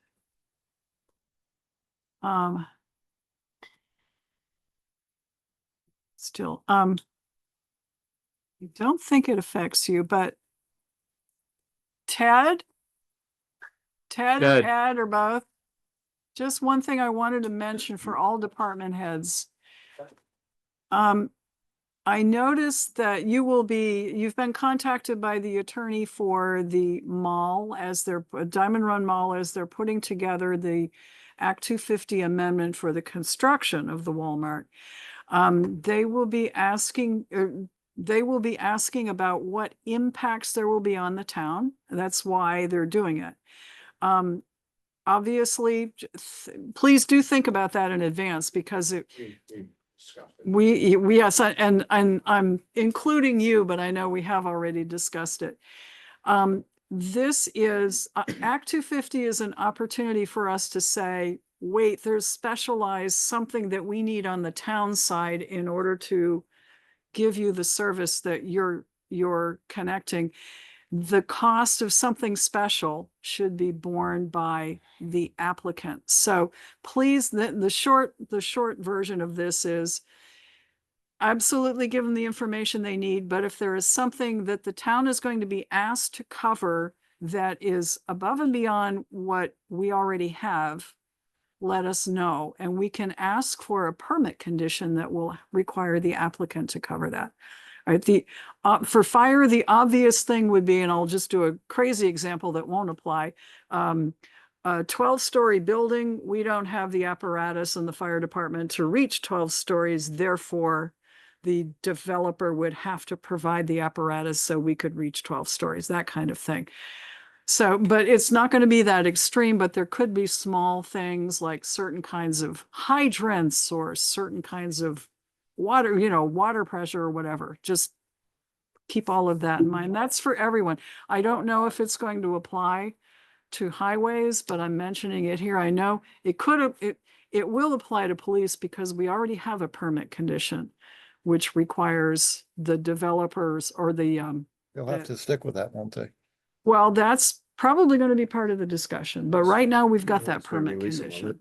So, okay, I just wanted everyone to hear the same message. I'm going to try and make some of these meetings just to listen. I hear all later.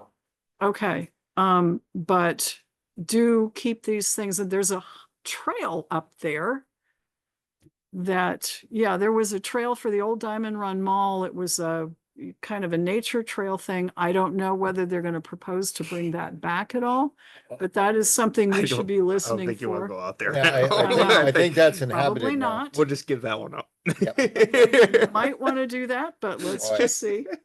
I might go fully in a bomb suit, maybe. Yeah, we'll just give that. Until trail the up. other issue gets some kind of permanent resolution, you might want to not worry about that. I'm using these all as examples I because know. I don't know Yeah. what you might be asked to agree to. So I'm just putting it out there. You know, I think that, Yeah. well, when the attorney talked to us, I thought it would behoove them to have all of these department heads sit down together with him instead of meet separately. Because when you guys are all together, things come out and you'll have a much better, That much actually is a better good idea. outcome Yeah. when you're all there together with him. So I know he's got one set up with fire coming up, right? Yeah. Monday? What time? 5 o'clock. Here. Here, Yeah. 5 o'clock. Okay, I'll be there. Why not? Okay. Okay. I mean, I it's the can thing warn, is. I can warn David that that suggestion be has been outnumbered. made. Yeah. And Okay. some of them come armed. All right. Thank you, folks. All right. Anything else for Mike? Okay, thank you very much. Perfect, thank you.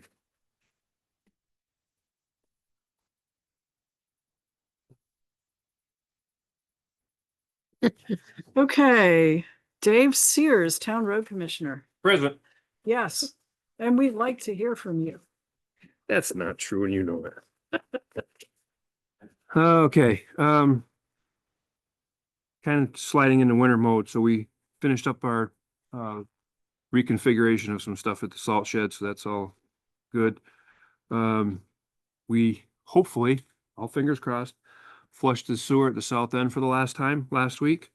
They were getting ready to test that manhole by Taco Bell, and there's just not enough flow coming from the Aspen Dental thing to push all the solids through the manhole. It's getting there, but it's just, so we had to go down and flush that out so they could do the vacuum test and everything on it. Beavers are back on Post Road. Like somehow we thought they would leave, but they managed to stay away all summer, and now they're back. They've been Great. Terrible. We managed to get a grader finally after begging and pleading and so on, and got Quarterline and Boardman Hill graded for the winter. So that's ready. That should keep the Clarendon people happy. There was a post in the Clarendon community Facebook page about it today. Come on. Really? Yeah. Wanting to thank the town highway crew for getting up there to Aw. grade. We work for food. Brownies, was it, or something more? Generally, it's substantial? brownies, yes. Okay. We did, had to deal with a tree on Tamarack that came down. It was a rather large maple that was rotted and dead, and it took us half a day to clean that thing up because it was a big tree, but and then South End Sewer update. We're coming to the finish line here. I got a meeting tomorrow with Otter Creek and the manager from the car wash to see if we can get them on whatever day Casella is ready to do it, to pump their tanks down the night before. And then hold their water back for the day while they make the connection. That's the vital one. That's the big one. So we're in the window. Everything, Plug that manhole. everything on the west side of Route 7 is done except for the paving, which is scheduled for next Monday. Good. Did they have any unexpected things, or did it go further? No, everything's gone, other than coming in a foot high on that other side, everything has been right where it needs to be, so. And they were able to make that all work. Yep, so we're all good. Good. Like I said, they're paving Monday. That'll be, that whole side over there will be pretty much done with the exception of getting grass to grow, but that's not a thing today. And that's kind of where we are. Okay. I did see one of the bills come through that we've approved. That's for the sidewalk, I think, right? Something was. on No, there. that was Payment request from Bob. from Casella, Oh, Otter Creek. Oh, that- 149. True audit for Casella's Oh, yeah. 146,000 Yeah. and some change. Yeah. I was hoping they'd give us a little break because it went so well, but I guess not. Maybe Oh. you never, we aren't. to the That's end. not the final bill. Nah, Nope. as long as it's not more, we're doesn't good. No. So I had two things for you, Dave. Yep. One is the parking spaces that you made along Post Road that are supposed to be a sidewalk. A few weeks ago, there was some event there on a Friday, the school was closed and I'm not sure if it was teacher conferences or whatever, but that sidewalk was almost completely covered in cars parked on it. Every And, morning. huh? It is every It morning. is every morning when the kids are going. And I got a text from a couple of walkers that were annoyed they had to walk in the road. So I don't know if we put signs up, no parking on the sidewalk, you know, or whatever, or paint it on the sidewalk, no parking. I don't know if you have any ideas. You know, I don't, you know, you put a They're- curb up, they're trying to be helpful. is Yeah. What they're trying to do, but they're parking on the sidewalk. Yeah. right? And, So it's- and you shouldn't be parking on the sidewalk. I know it's right adjacent to the road. You know, I know that the reimbursement from that Yeah. is in jeopardy because it doesn't meet the standards. And at this Right. point, the fix is more expensive than the reimbursement. So I don't think that there's any sense in doing Well, anything. we were going to appeal Yeah. and I was we- willing to help with an appeal. Yeah. If people But still what- want to take me up on that. I don't know if we're running out of time to Pretty whatever. much. You know, if we cut it a space and put a curb up, that would help, but it's going to make plowing for you guys more difficult. So, Yep. I know that there's a couple of And things. it's gonna that- be expensive. Yeah, you got about 300 feet So- probably of curbing there. Can we just put lettering that says no parking? I am pretty sure unless there's a physical barrier there, those, the words in the sign, I mean, we put the signs up, you know, to help, to try to stop this, but people just don't seem to get the message that it's a sidewalk and not a parking Well, lot. it- And, It is a sidewalk. We put it in to be a sidewalk. right, but they, like Dave And- said, and we have an SRO up there with ticketing authority. well, that day that this was going on, I thought the school was in session and I had talked with Ted and I said, well, maybe you can get a hold of the resource officer and Mhm. have him put a message on the intercom that Mm-hmm. anybody parked on the sidewalk needs to move their vehicle now Mhm. or they'll be towed, but the school. Oh, they were parked. Oh, yeah, they were parked. Oh, parked. This Yeah, I thought you wasn't, meant Not like long-term. picking up kids or No, something. no, That's they an were every- That's parked. an everyday thing. they were parked. Oh, They were parked, abandoned vehicles on the oh, really? sidewalk. Okay. Yeah. That's different. And, Yeah, and it I is. do have some pictures that I was sent.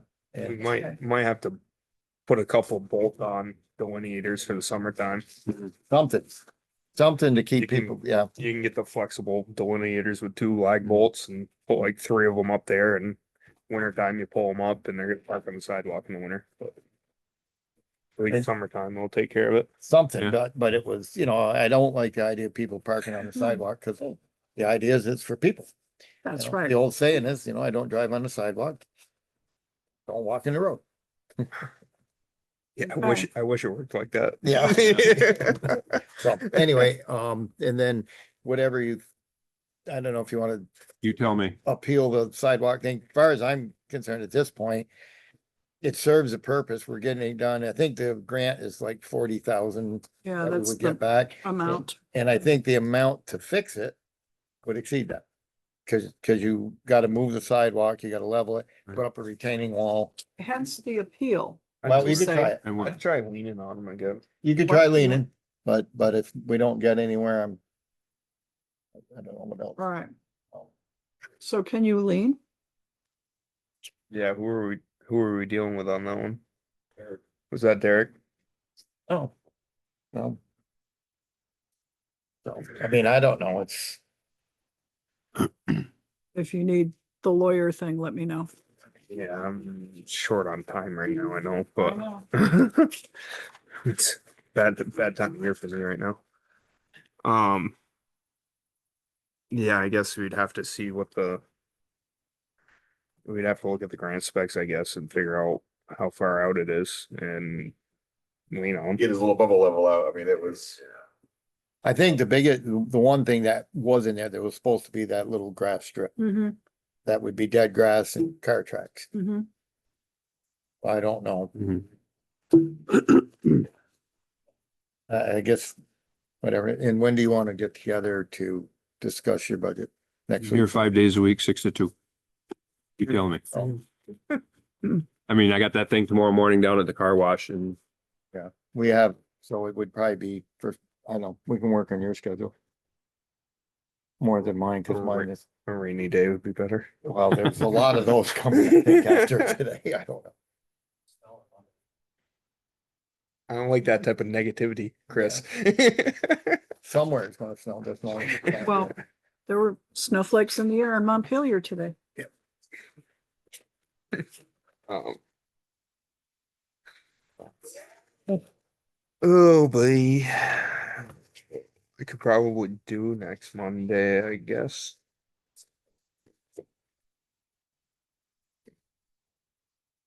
Yeah. Fine.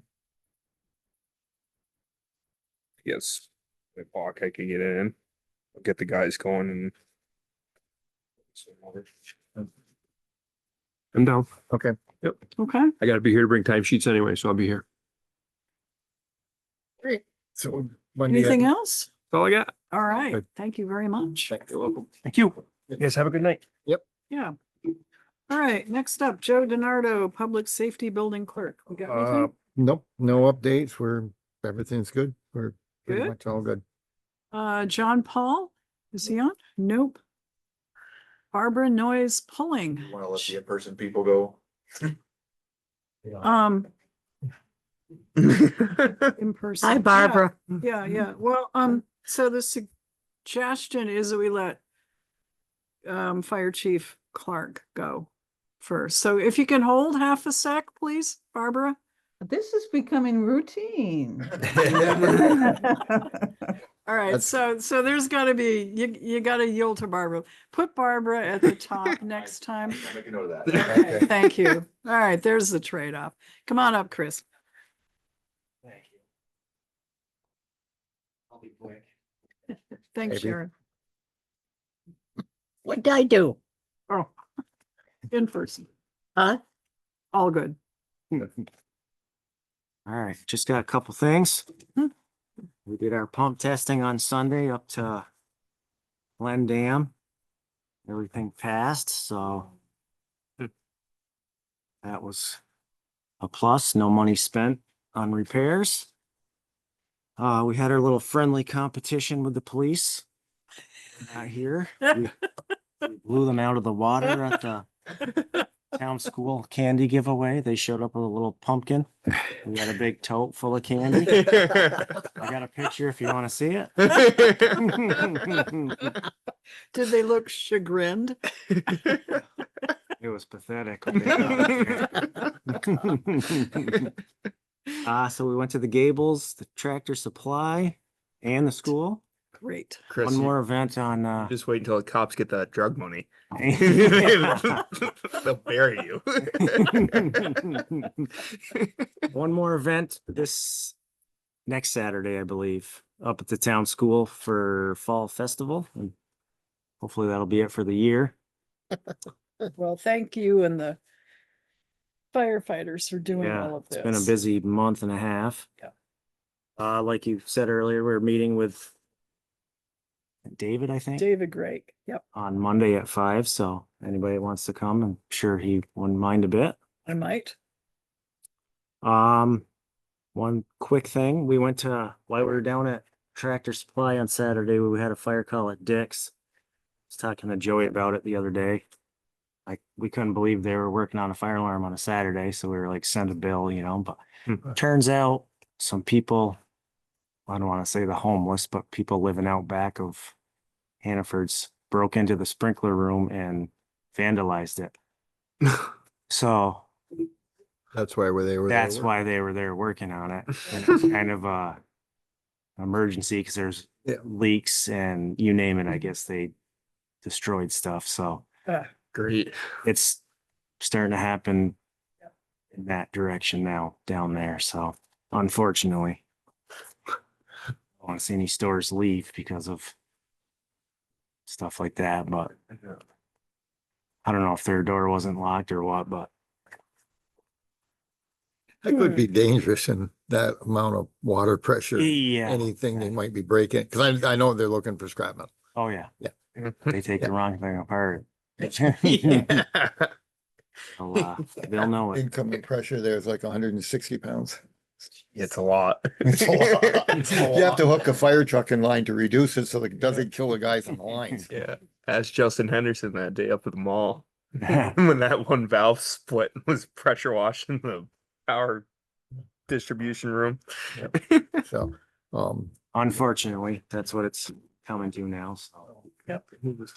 But and we met with Mary and Kurt for our meeting. And the one question you had, Kevin was gonna come in this week and look it up, but since Joey's here, the fire department formed through the board, correct? And then the town voted on it. Had nothing to do with the state. right, Right. Yeah. right. Yes, the fire department, so the city was protecting the town under contract. And then the select board in 1966, 67, I believe it was put out to it may have been put out to the voters, but I don't know. I was only 12, so I can't really remember. I did a little research. I think it was like March 66, the town voted on it. I believe it was voted on to form their own department, and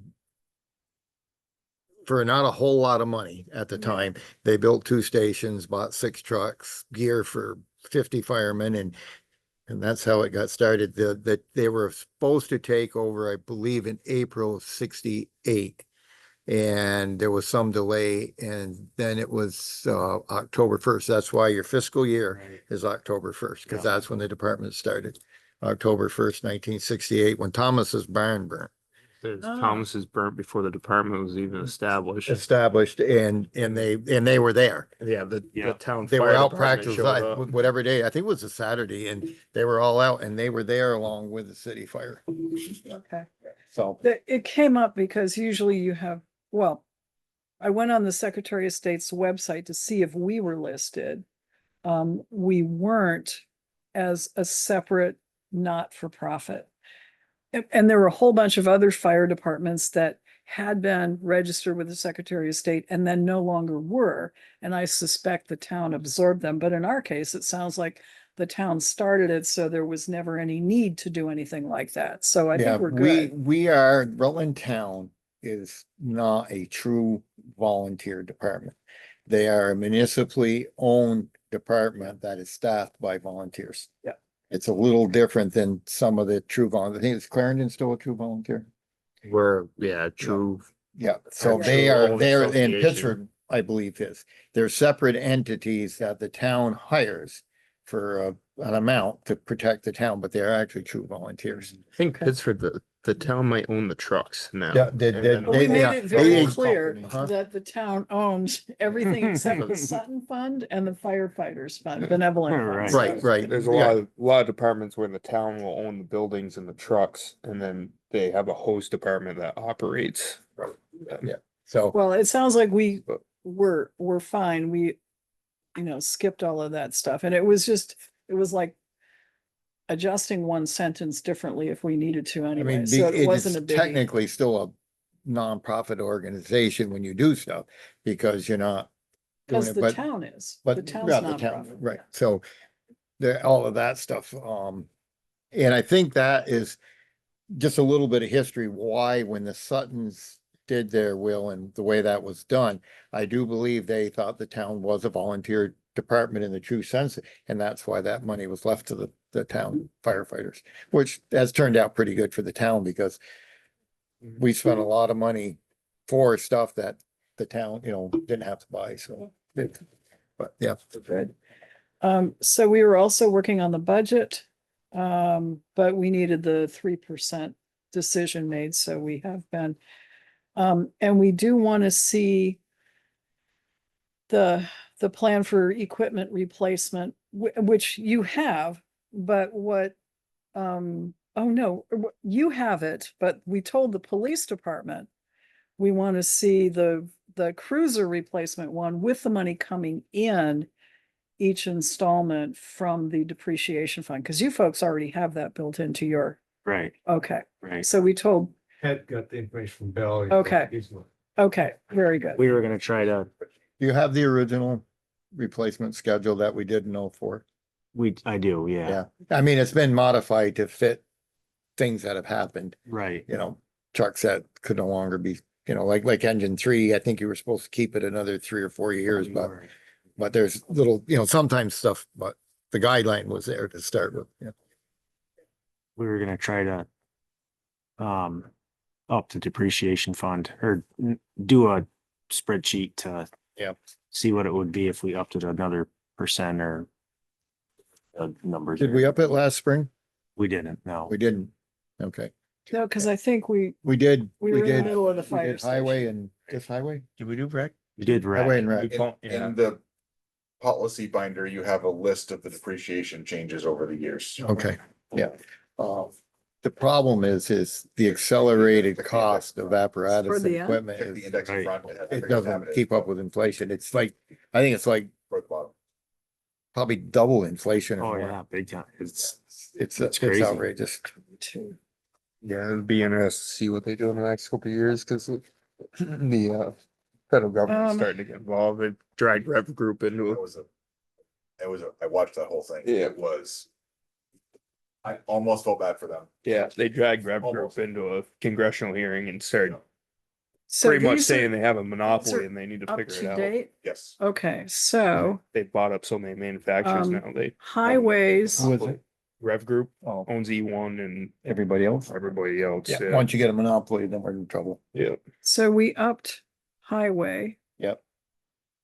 um, Highway and rec, I think we did. and rec as well, and The fire department's 1 3/4.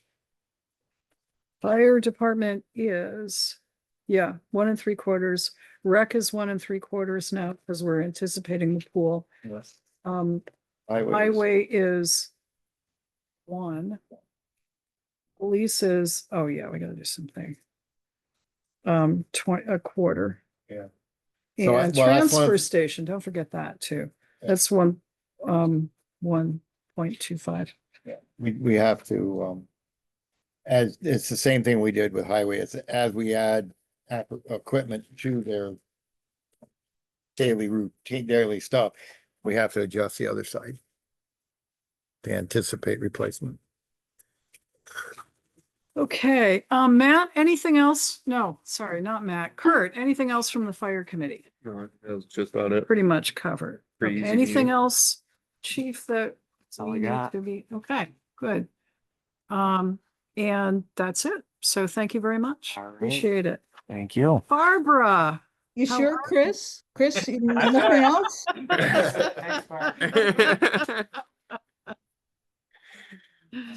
Hello there. Hi. Do you want me to talk about the Pocket Park and the GMP response to the recreational plan? You want me to? Yeah, they did. Why don't you do that? They did send us their summary of the meeting that we had and what they're proposing, so. Right, so they need to come up, you know, for the feds, a recreation monitoring plan for the Pocket Park as it gets developed. And so by December, almost the end of December, December 26th, they need to file with the feds that plan and that will lay out how they're going to evaluate recreational use and demand at the project. The town is going to be consulted in regards to that plan. It looks like it's going to be like a comment period that they will allow. So that's that. Nothing new about the kiosk yet. But we do have the tribal contacts. Good. So yeah, we can go forward and start outreach with them. And I think that covers the Pocket Park right now. Yeah, I think it does. Except that Bill found a possible grant source. Yeah, it looks, Bill, were you going to talk about that in your section? Yeah, I will. Okay. All right. Okay, yeah, it looks very promising. And it looks like it might be the last year that Okay. T-Mobile will be doing this for a while. Yep. So, yeah. Other than that, the planning commission is, it's gone through an entire new template for subdivision bylaw. We have a couple questions for the Regional Planning Commission, but we're making very good progress, and we should have something, probably we should send it to the town attorney just to double check a number of things in there. But it's really taking form. at Good. last. Yeah. Yay, thank you. Questions for Barbara and the Planning Commission? No. Good. Okay, thank you very much, and please do thank the Planning Commission. Will do. All right. Okay, Larry. Oh, Marcia Chioffi, Town Lister, and we do have something. Yes, we do. Alrighty. I don't know where we want to go from here, but I'd just like to give you a background of where we came to here. For several years, we have had a category in business personal property that we have,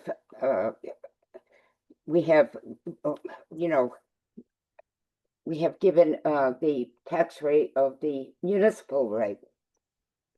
This year, the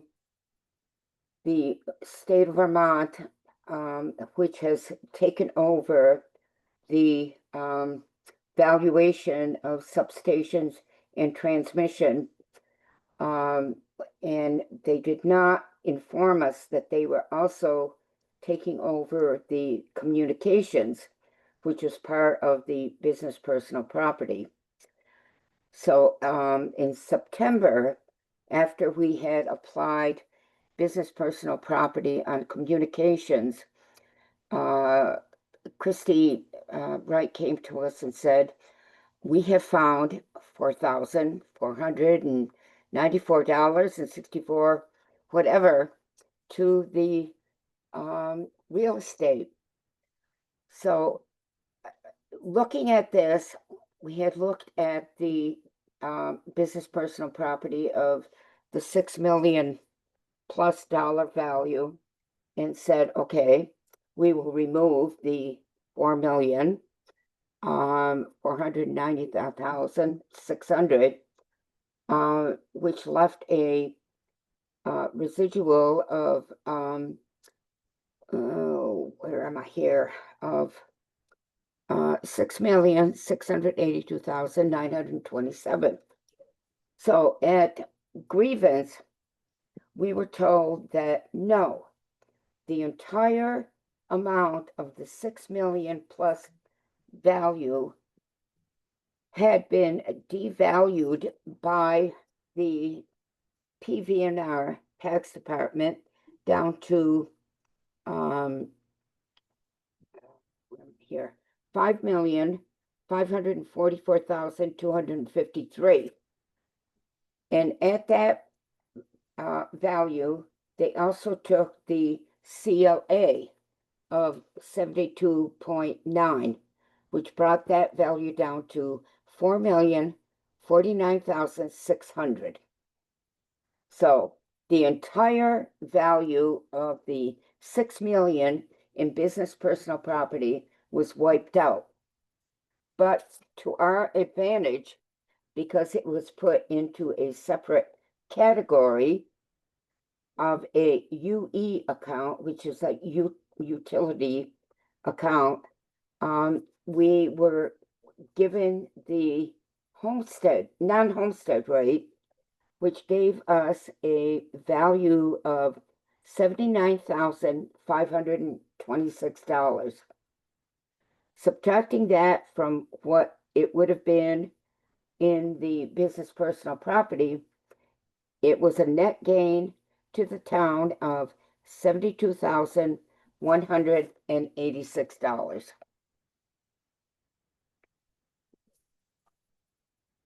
Well, what we're being asked to sign, Marcia, is an errors and omissions certificate that reduces Vermont Transco from 23 million and change down to 16,464,000. That was for which the is- business personal property. which is a difference of 6,732,000. Right. Okay, so I don't see that there's huge advantage to the town in losing six million. No, because the $6,554,000 was taxed at the municipal rate Okay, of .2736. That was taken out of business personal property, put into real estate at the rate of 1.9638. okay. So we got a higher yield on a smaller value. Correct. All right. Correct. Yep. Here's the question that I had. Is this something that just occurred, or is this the value that we had been carrying for some time? No, this just occurred. Okay. In past years, business personal property always carried communications on the business personal property with the municipal rate. Okay. This year, the state came in and said, no, we're taking communications out of business personal property, putting it into real property, which is taxed at the non-homestead rate. Okay. There is mud. So we are being asked to, well, actually, You have the form. I do have the form, and We all have to sign. yes, we all have to sign. Okay, so here's the form. Do you have it in front of you? It's item number 1 in Yeah, I your. guess it's Okay. same. Is there a motion?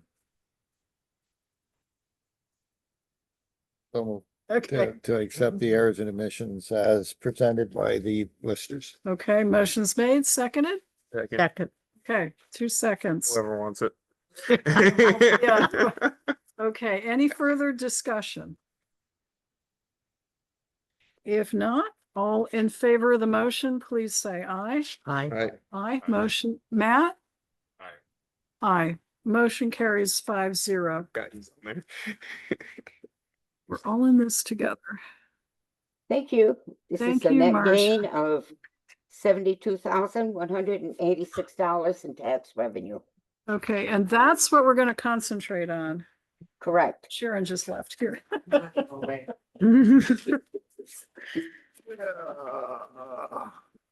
Okay, anything else, Marcia?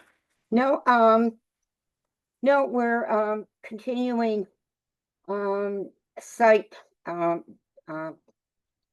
site visits for,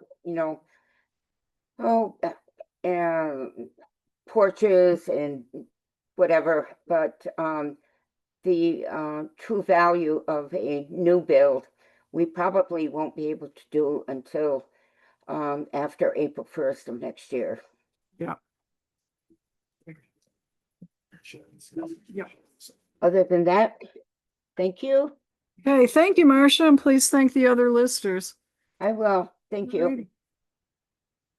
All right, Carrie Clark, Town Clerk and Treasurer. Good evening. Good evening. Can you hear me? Yes, we can. Thank you.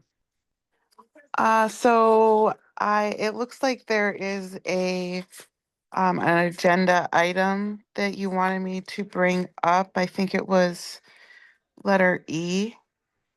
So we Uh, could start with that Oh, first. yes, well, that's a good one. So each year when we do townwide celebration, we make a donation to the 8th grade class of $500. And they use it for a class trip, and we get their help with some of the cooking and, refreshments. We did not do a vote on this year, so I'll entertain a motion to appropriate $500 to Rutland Town 8th grade for their help during townwide celebration. Entertained. So Seconded. moved. Very entertaining, very entertaining. Seconded. Okay. Motion is made and seconded. Is there any further discussion? Oh, Sharon. Okay, Later. we're voting on $500 to pay the kids from the 8th grade who helped during townwide celebration. Sure. Yeah, okay. All in favor, please say aye. Aye. Aye. I'll abstain since I have an 8th grader. Okay, all right. Which ones to come from? Oh, I think do we have a townwide celebration account? Did we Okay. spend it all? We don't know. You give the set of sheets, I don't know. I don't know. Yeah. We'll take it from there if we have it. Okay, take it from there. Otherwise, I think we have a select board miscellaneous. Miscellaneous. Okay, so the vote is 4-0 with one abstention. Sorry. Yeah. I forgot he's got an 9th grader. Yeah. Okay, that takes care of that one. Thank you, Carrie. Okay, so I will, it's not in the order, so I'll write out a manual check tomorrow Okay. for that. And then the only other thing right now that I have is, deadlines. I know it's a little early, but at least for people that are thinking about putting an article on the ballot for March, or if you're thinking about running in March for anything, I have the deadlines for those.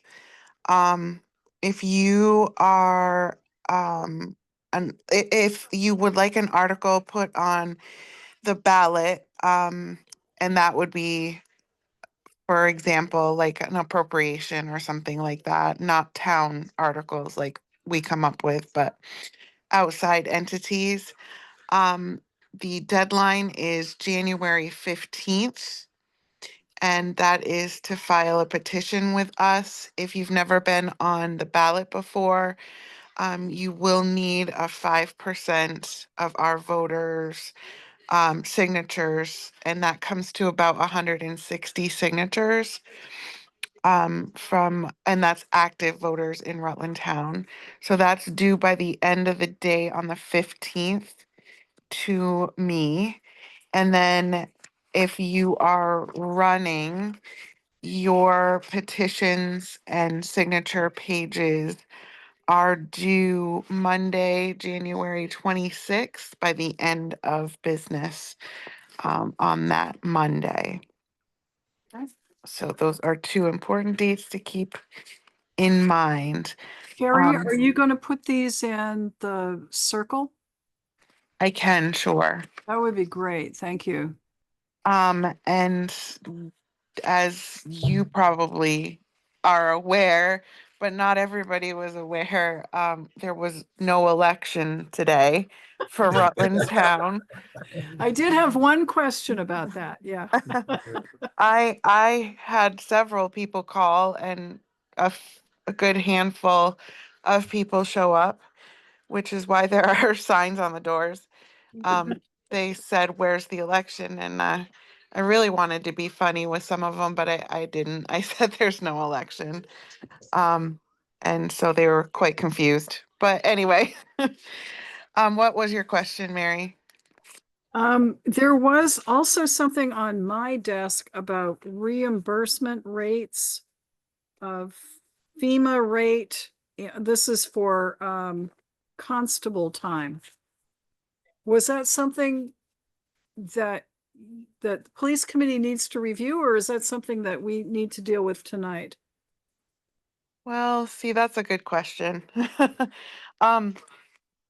That I had nothing to do with that. So, that is a question for the board to entertain at whatever time they would like to.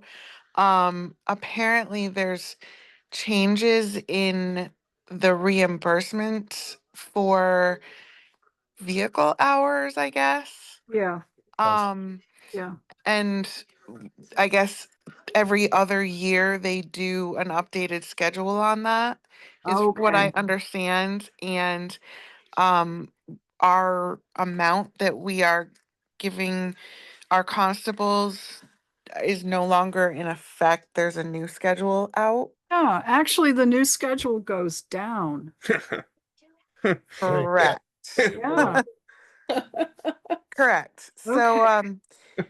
I don't know if anyone was aware of that. I wasn't. This was not part of anything that I came up with. Is it So vehicle or something? I don't know what you want to do. For the vehicles, man? Who are we? I know it's for the constables. Is this something that is, did somebody present this to you for payment and you flagged it for us? Is that where this came from? So essentially, yes, but it was someone else, not me, that was looking deeper into that rate. And so it's in payroll and AP as it states on the timesheets, but it's up for discussion for however you would like to handle it, either now or moving forward. Have we been paying too much in mileage for 2025? It's not mileage, it's the vehicle running, Yeah. which oh, is this considered the hours, I guess. It looks like we have been, but overpaying. it kind of does. But again, I really didn't. I thought it was 1989 the entire time, but I guess you look it up and it did decrease in 2025. That's what it looks like. Yeah. Nothing goes down. I don't know if it's enough to worry about, is it? Well, it's 80, about 89 70 cents, cents. 70 cents. Yeah, well, so what's your pleasure? This is constable, so it's not police, so the Right. whole board has to decide. What's your pleasure? Do we just say from here on in? I mean, we were budgeted at the 1989. Yeah. So I would stick with the rate that we've been budgeted for. All right, Okay. okay. So we'll need to, when we hit the general budget, Make sure we'll, it, yeah, we'll, otherwise you want to stick that in your desk, so, or somebody's desk. do you need it back, Carrie, or is this just explanation? I think what you're seeing is explanation. Again, I didn't produce that, but the timesheets for both of the constables are still in the folders, I believe. So, yeah. Okay, so, In- so let's see. So Yeah. The FEMA rate does change every other year. Okay, So we have, years ago, the board adopted the IRS rate for reimbursement for regular mileage, just for regular mileage. Mhm. The rates, these reimbursement rates typically have come to you through the constables and they said, oh, this rate's changed. Can we change it? And you've changed it. It may be better to say we're adopting the FEMA rate. yeah, And that way there's no issue. But this brings up a point where there was some other overpayments before that were retracted because they were overpaid.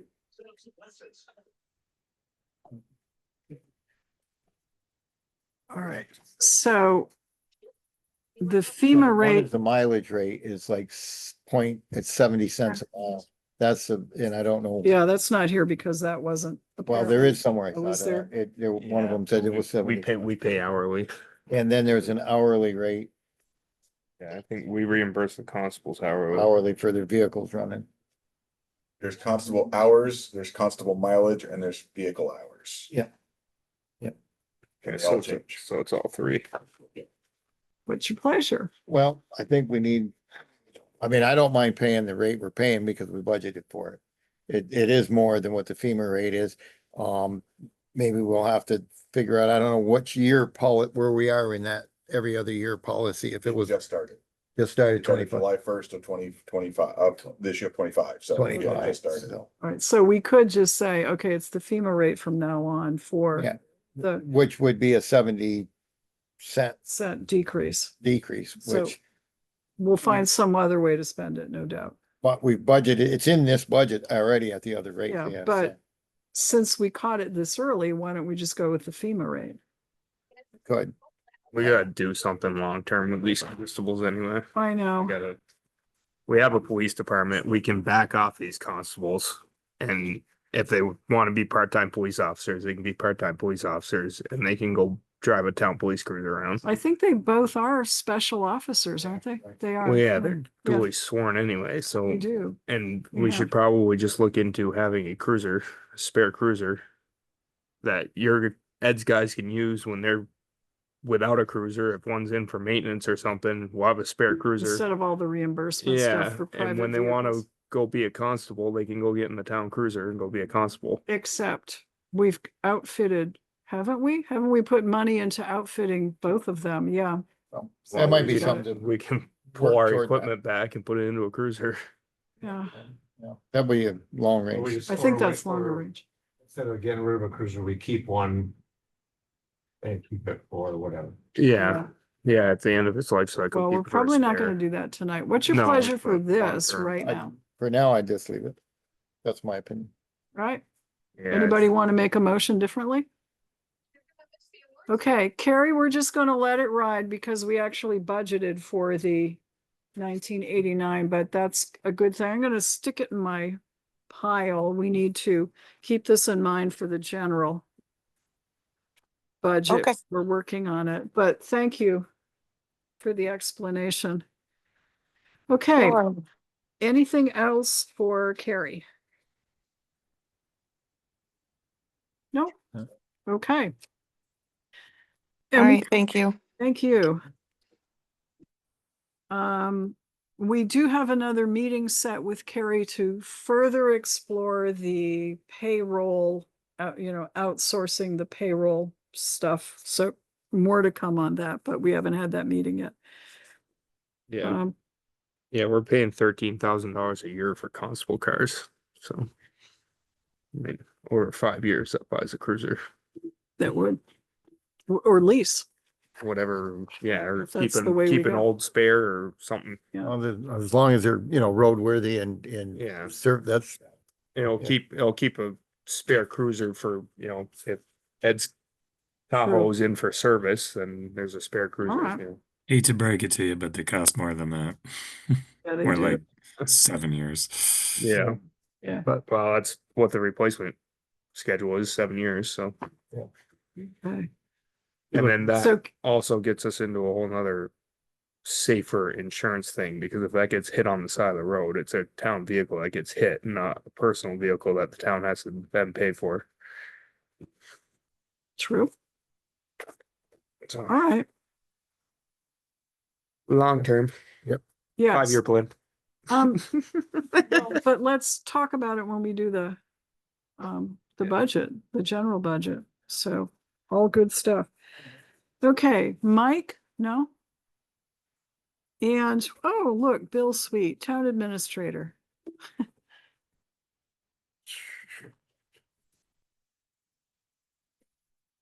Good evening. Good evening.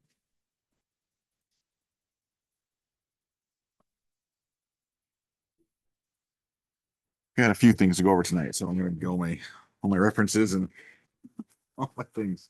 All right. So looks like we're doing pretty well. Marty was gonna try and make it tonight to talk about the appointment Yep. form, which you have in your packet, number 3.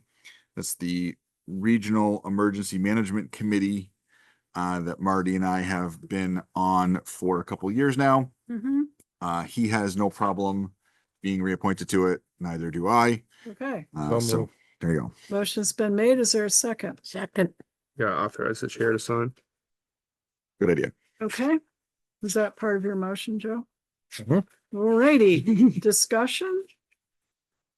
so they both volunteered. I don't think- If not, all in favor of our Regional Emergency Management Committee, people being Marty Wasserman and Bill Sweet. All in favor, please say aye. Aye. Aye.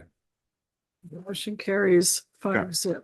The last thing in your packet, was that, it's something that I talked to Mary and Kurt and Joe about. Mhm. It's a quote for technology for the boardroom. And the short version of the story is, I asked them for approval last week, because the pricing that we were eligible for, which is the 10,725, was going to increase anywhere from 30 to 40% come yesterday morning, due to tariff pricing. So I asked those three members, the two building committee technology members and Mary, and they approved me going ahead with that purchase. So we did. Most of it's already here. That was pretty fast. It was very good. So this is, if you wanted to ratify the vote, that is the quote for the technology. So what this is going to do is going to clean up a lot of things in this room, and make it so anybody can come in and start a meeting and they don't need me be here to do it. So it's going to be a lot easier, and it's gonna be a lot nicer working. So. Okay, so this is to ratify the action of the building committee with the chair. How's that? Sounds good. So move. For the value of $10,725. That would be helpful. Thank you very much. Second. Motion's made and seconded. Discussion. Wow, building. Capital improvements. What, yeah, it was capital. Capital improvements. improvements. There it is. Okay, yeah. We don't do this often.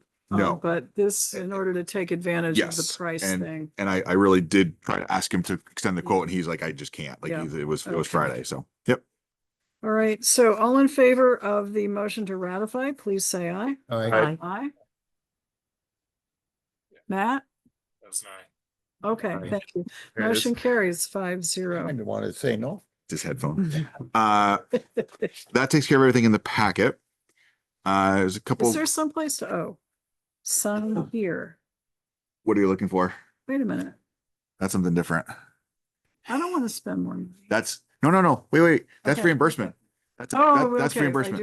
yeah. So, I put the cover page on all your desks, for our latest Route 7 shared use path reimbursement request. Mary has the full packet, like 40 something pages. If you want to look at it, it's there.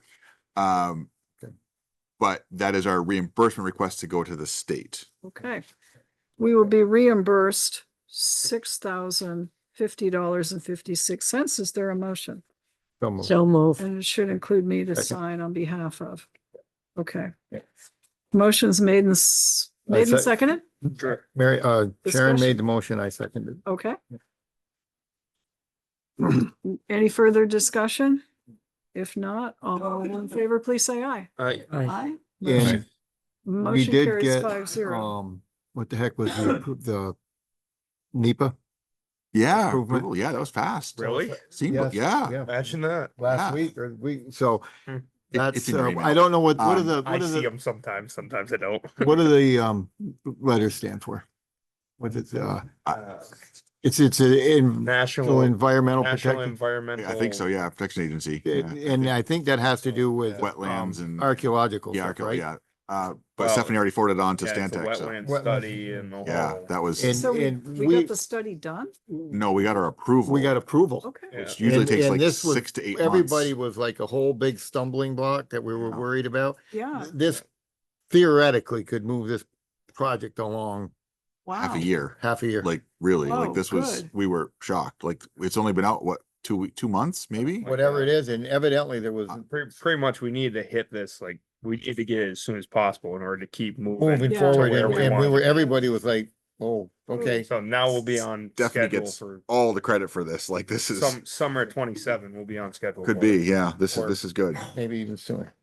So that was awesome to see. So, yep, so that's moving Very along. That's, Yep. well, so I'll get that to Stephanie tomorrow and we'll get our 80% back. We are in the midst of our VLCT insurance renewal process. where we go through the building schedule and the vehicle schedule. I go through the vehicle and building schedule. I've got 2 departments. I need a payroll review, and Mike has to check his vehicles. Other than that, we've got them all covered, so we'll be able to get the renewal back. The new generator wasn't on the list. So I'm like, well, it needs to be on the list. So I added it to the list, and they said, is it directly connected to a building? Yes, it is. She's like, well, then it becomes part of that building. So I said, we'll add the value to the building. So then it's not included separately. So I'm like, okay, but then we have 3 other generators that are separately insured because they're separately, but they're actually connected to the building. So why? And I get an answer back. They're all connected to the building. Not all of them. The post road, the pump station on post road is not. That's It's connected the to a sewer only pump. one that is. But it's the only one. So I got to find out like what's actually going on. So, but that's not gonna affect our renewal at all. It's just gonna keep going. But we did find that we actually did not remove the 2014 charger, so we got that off the policy. So that'll reduce it a little bit. But other than that, everything is all set. So it goes. They give me a very short time. It's about a 10-day turnaround from here's your renewal to get it back to us. So, I've got, if I get the stuff by Friday from everybody, then we'll be in good shape and it'll be all set, wrapped up, and done. Joe, you wanted to talk about the big box of public safety building? Oh, that was stuff. So we received a box of stuff. I think it's plans. It's the owner's manuals. It's manuals. It's everything. for 7 public binders safety of. building. Good. And we've had it for about 2 months, maybe a little longer. And I'm not sure where the best place to store it is. I was thinking here in the vault, but I don't know. We could store, I don't know. So I think maybe this is. The owner's manuals you're gonna want. Well, but it's building plans. It's all the as-built plans. And It's all the- there's, They have all the it's HVAC huge. manuals. It's a huge. manuals. Like the There's no HVAC manual should There's probably be like. there's no manuals for those. Everything manual for that is. Chris and I and Ted got a lesson on how to run that system, and it is, you can't write a manual on paper for that So- thing. But they'll pull the manuals off of everything. So like the water softener has a manual, all that. crap. These are like as-built plans for the whole building, so it's the whole. So yeah. it came want up those in the vault. when- some of it for digital? Center Rutland, Mhm. when we had the lawsuit. Yeah. And I remember we really needed to, and Kevin ended up with it, our town attorney, but I think we were looking around for it. So we should have a place where these things are, and we know that they are. For public buildings, I don't see a problem with them being here. Because that would be the place to look, would be here, and it's also relatively safe if we store it in the vault or if we store it downstairs in the other, but somewhere where we know where in Centers, whatever went with Centers building and whatever goes with this building and whatever actually goes with the highway garage, they should all be in this build, that stuff should all be in one place. Because if we store one in here and then some are at the building and then you don't know. So I don't know where Center stuff is. I don't know what we got from Center. I think Kevin might still have some of it, or did it come back to us? We have a list of all the things he has in storage for us. It's a Okay. big list. We don't want it back. Like, Okay, there's some stuff he'd like to purge, and Yeah. we may need to go over that and say we're good to get rid of this stuff, but it's a pretty significant list. I mean, I think yeah. stuff pertaining to Center Rutland Fire Station, the town highway garage and the municipal building, the new public safety building should be here. Those things I think should be here. Okay, I don't know what else Kevin's got, but if I don't know and you don't know and we don't know, we're not too concerned. But those buildings are things that you could have issues with. Important. yeah, Or something comes along. And that was one of the things I was gonna ask Dave, and Dave is on, is we will probably get as-built for this new sewer upgrade, and that needs to go someplace where down the We road, have we know right where. Big map cube system downstairs that has tons of stuff in it, and some of it I've gone through and gotten rid of stuff that doesn't valid, but Some of, we do some, have they, a lot of stuff. wasn't it Otter Creek was digitalizing some of that Yes. stuff? Oh, yeah, they have been, yeah. Yeah. I had stopped doing it because we were doing other stuff, but now that was coming out of the sewer account, so that's, Right. we'll wait a little bit. Okay, all right. So, but that was just something to make sure we have is when we do, because that's, Yeah, the vault is fireproof. The downstairs Is not. The downstairs vault is fireproof, I think, Yes. but the downstairs is not. no, I think it should be in one of the two vaults. The vaults. Yeah, Okay. somewhere and with big, bold, black Yes. letters that Red. says plans for Center Fire Station, Public Safety Building, Highway Garage, and then the sewer probably has its own big box of stuff. So it would just be good if it's, Carrie, I start Are you writing still things notes on? to myself now. all right, well, we can catch up. Oh, I'm here. yeah, thanks. So question, is there room in the downstairs vault for as-built plans for the public safety building, for the Center Rutland Fire Station, for the sewer line that we're working on? Is there storage space available? There is, and there will be even more. Deborah and I have plans of going down there, one of these weekends Okay, and, making things a little more current down there. And so, yes. okay. So that's kind of shared space. It's okay if we consolidate our records of those things all in one place, so it's fireproof and we can also find it. We start looking in the downstairs vault. Yeah, absolutely. Okay, thanks. Alrighty, so that's the plan. Okay. Good. Okay, we're talking about budget sheets earlier. We have, Larry gave me his preliminary transfer station budget, so we have that on there. The planning commission should be deciding on theirs at their next meeting. The constables were given their sheets. JP gave me his back. Mike has not yet. Okay.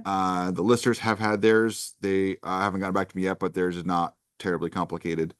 And the rest of it is up to us. Okay. All right, so well, we've made progress on fire and on police.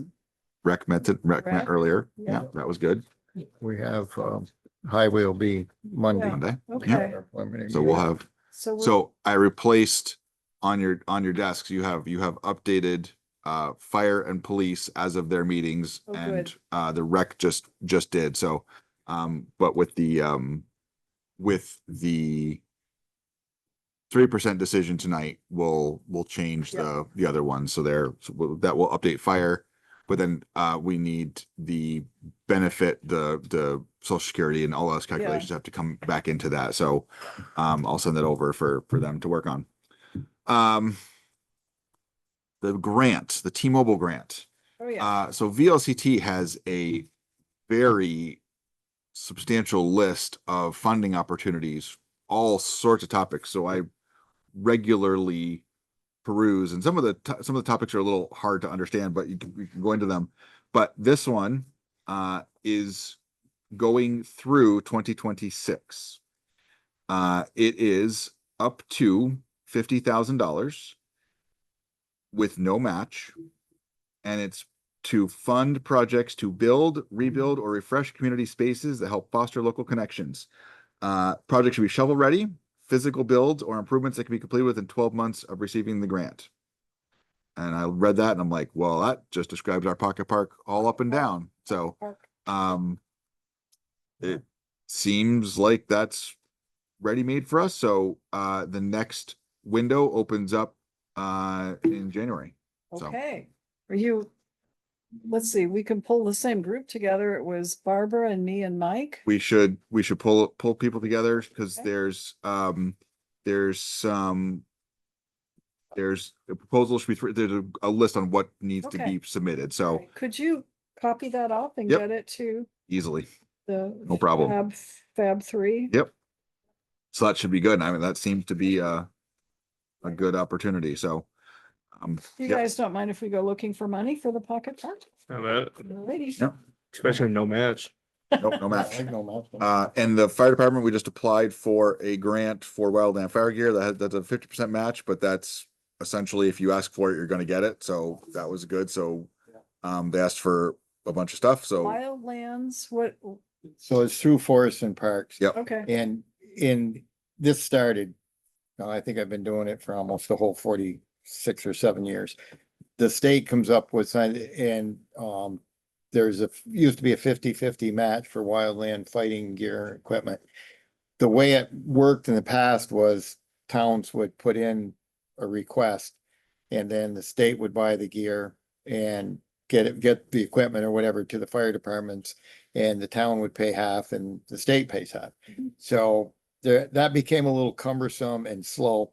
So now what they're doing is they're allowing fire departments to purchase what they want for equipment through their normal vendors. So whoever our fire department deals with can go through that. So, and it'll be the same thing. The town will pay for the equipment they buy. The state will reimburse us 50% for eligible equipment. The link came, the email came to me and I forwarded it on to Okay. Chris, and because yeah, I got it too, so, yeah. yeah, so it works out that, the town fire department is our wildland firefighting. yeah, so. Things have changed a little bit. But let's see, where did we go? We went up to Killington last year, right? For that long smoldering Last Year thing? before, Year Year before, before? yeah. 2 years Might before. even be Years? longer. I think it's Wow. been Maybe. 2 or 3, maybe. So even. is Maybe. that an example of wildlands? Oh, yeah. oh, yeah. Okay. Yeah, that's Yeah, that's and- actually almost above what most fire Yeah. departments around here are capable of. Most of the time you'll have a grass fire that gets away and it ends up in the woods and you go put it out, or somebody shoots at a bear with some kind of thing in a shotgun and they burn 40 or 50 acres and oops. oh yeah, that was a big oops. Yeah. And that was actually the subject of our forest fire meeting or annual meeting this spring. And they had this whole, it was all online and you could sit and watch this whole thing. But that burnt quite a bit. So wildland fires are usually anything in the woods. This started back in 1904 Wow. when the Vermont had a lot of fire, and this whole forest fire thing has really helped with that. I just got a survey sent to me and they're asking questions and things. And one of the things that really bothers me over the years I've done this is the wildland fires, although we still have some in woods fires, they're not as extensive as they used to be partly because of people like doing permits and stuff. But I'm going to put my 2 cents worth in that. I think the state should change their thing that when there's snow, permits should be required year round, because part of it is protecting the environment. And what I have learned over the years is people that know the rules burn stuff that they're not supposed to burn during the winter when they don't need a permit and they just go burn it. And so I'd like to. Christmas trees in the middle of a No, stone Christmas circle? trees are perfectly legal. Okay. It's the plywood and the Oh. pressure treated stuff and building materials that aren't supposed to be burning, or magazines and so I as hear we've you. evolved, that we're getting away from protecting just the trees. We need to look at the whole environment and Okay. so, and it was 2 weeks ago, they lifted the burn ban. Yep. And then Okay. I got a hold of Bill and he posted it, and I got a hold of Chris, and Good. within hours of content of the permit, actually one fella called me and he wanted a permit, and it was like, he called me like Saturday or Sunday and he wanted it for Monday and Tuesday, and they lifted the ban on Monday. So I had to call him. I called him All back. right, and- nice. But Um, anyway, Okay, So that's good. So we asked for several pieces of new equipment, helmets, metal backpack pumps, and a couple of leaf blowers. So, Yeah. yep. So we'll see. Good. great. But but this grant, I'll keep an eye on this, and I've Yes, shared this please. with others too. And there's some, it's a big list. It's a big list. So Okay, but yeah, it's nice to have a place to go and just kind of all right, shopping for grants. absolutely. Yep. Thank you. Yep. All right. Have we gone through our, I think I have most everything on the desk, but I got a couple more things. okay. Oh, you do have finance committee minutes, and there are ones in your packet Mhm. which are replaced by the ones on your desk. So if you've already must put them together, it's the last line that changed. So We changed it from the bond needs to be included on the rate sheet to bond to be included in the budget. Right. So Okay. if yours says bond included in the budget on the last sheet, those are the correct ones. That's what I mentioned at the Yeah. beginning, so we track Yes, that. good. I think everything else in this was covered by Andrew earlier, so. Yeah, but that was, if you keep your copies of the minutes, don't keep the one that says rate sheet, keep the one that says budget. That one's budget sheet. That's easy. Okay. We had talked about with Andrew, the disaster planning, recovery, business Yes. continuity. So Yes. it is not just it's not as straightforward and simple and like, let's sit down for 30 minutes and write this out. It's going to take work from every department to identify some needs. So I've used some resources, and my lovely bride at home has helped me with some of these things, give me some resources, which are very helpful. But one thing Andrew said was like test every year. Well, that's the first thing on the list is to define periodic testing. So this is some questions that we can be using with the departments to identify some needs, but there's an impact assessment. There's risk assessment. VLCT has a risk person. I've reached out to him, but I haven't heard back yet on to see if we can get some help from them. But there's a lot of considerations, and it's this is going to be kind of like rewriting our subdivision bylaws. It's going to be a big project, but when we get done, it's going to be the how-to if something bad happens. Okay. So why don't you send us what you've got so far? okay. And frankly, we're not going to be able to do anything until after we finish the budget stuff. Yeah. I'm looking at the calendar. I'm like, this is a February thing, probably. So Maybe but- don't send it to us right now. well, I've got Just it. Keep compiling. I've started it. But it's we went to identifying vital services and specific threats and critical systems, and there's a lot to this, and what is really important and what's not really important. And I did do there was a meeting with the state about the changing from .com to .gov, which was very good. And that also includes, there's another aspect of that is helping move operations from like hardware-based to cloud-based. So if something bad happened, so we've done the change for NEMRIC, so that no longer needs to be done in-house. Right. That can be done from anywhere.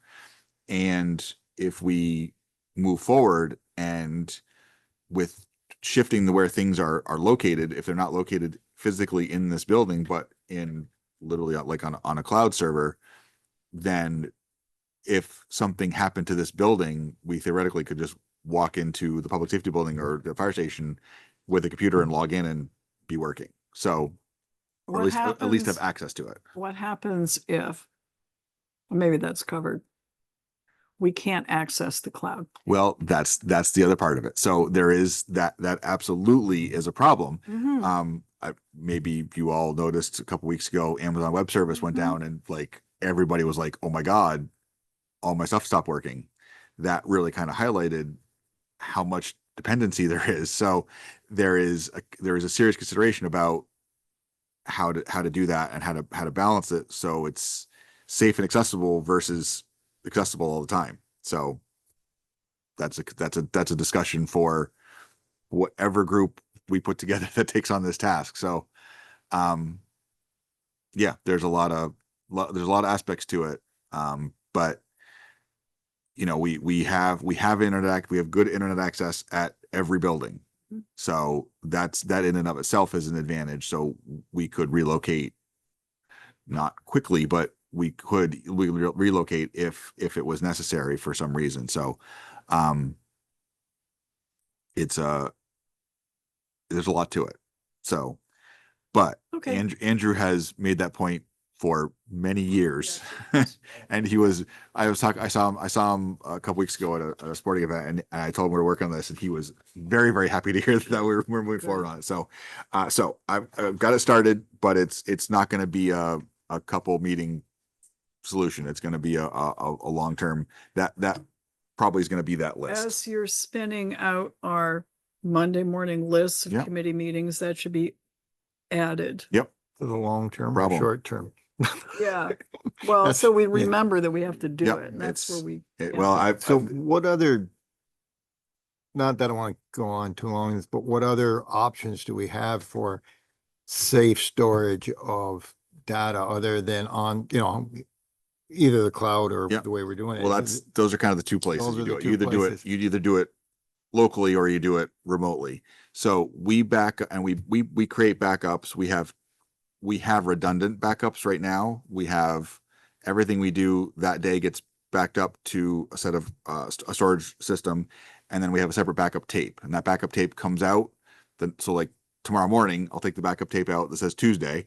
I'll put in Wednesday. I'll take Tuesdays, and Tuesday will go in the vault upstairs, and it stays there till the next morning. So theoretically, if something catastrophic happened to the building, and we recovered the data, we would lose that day's work.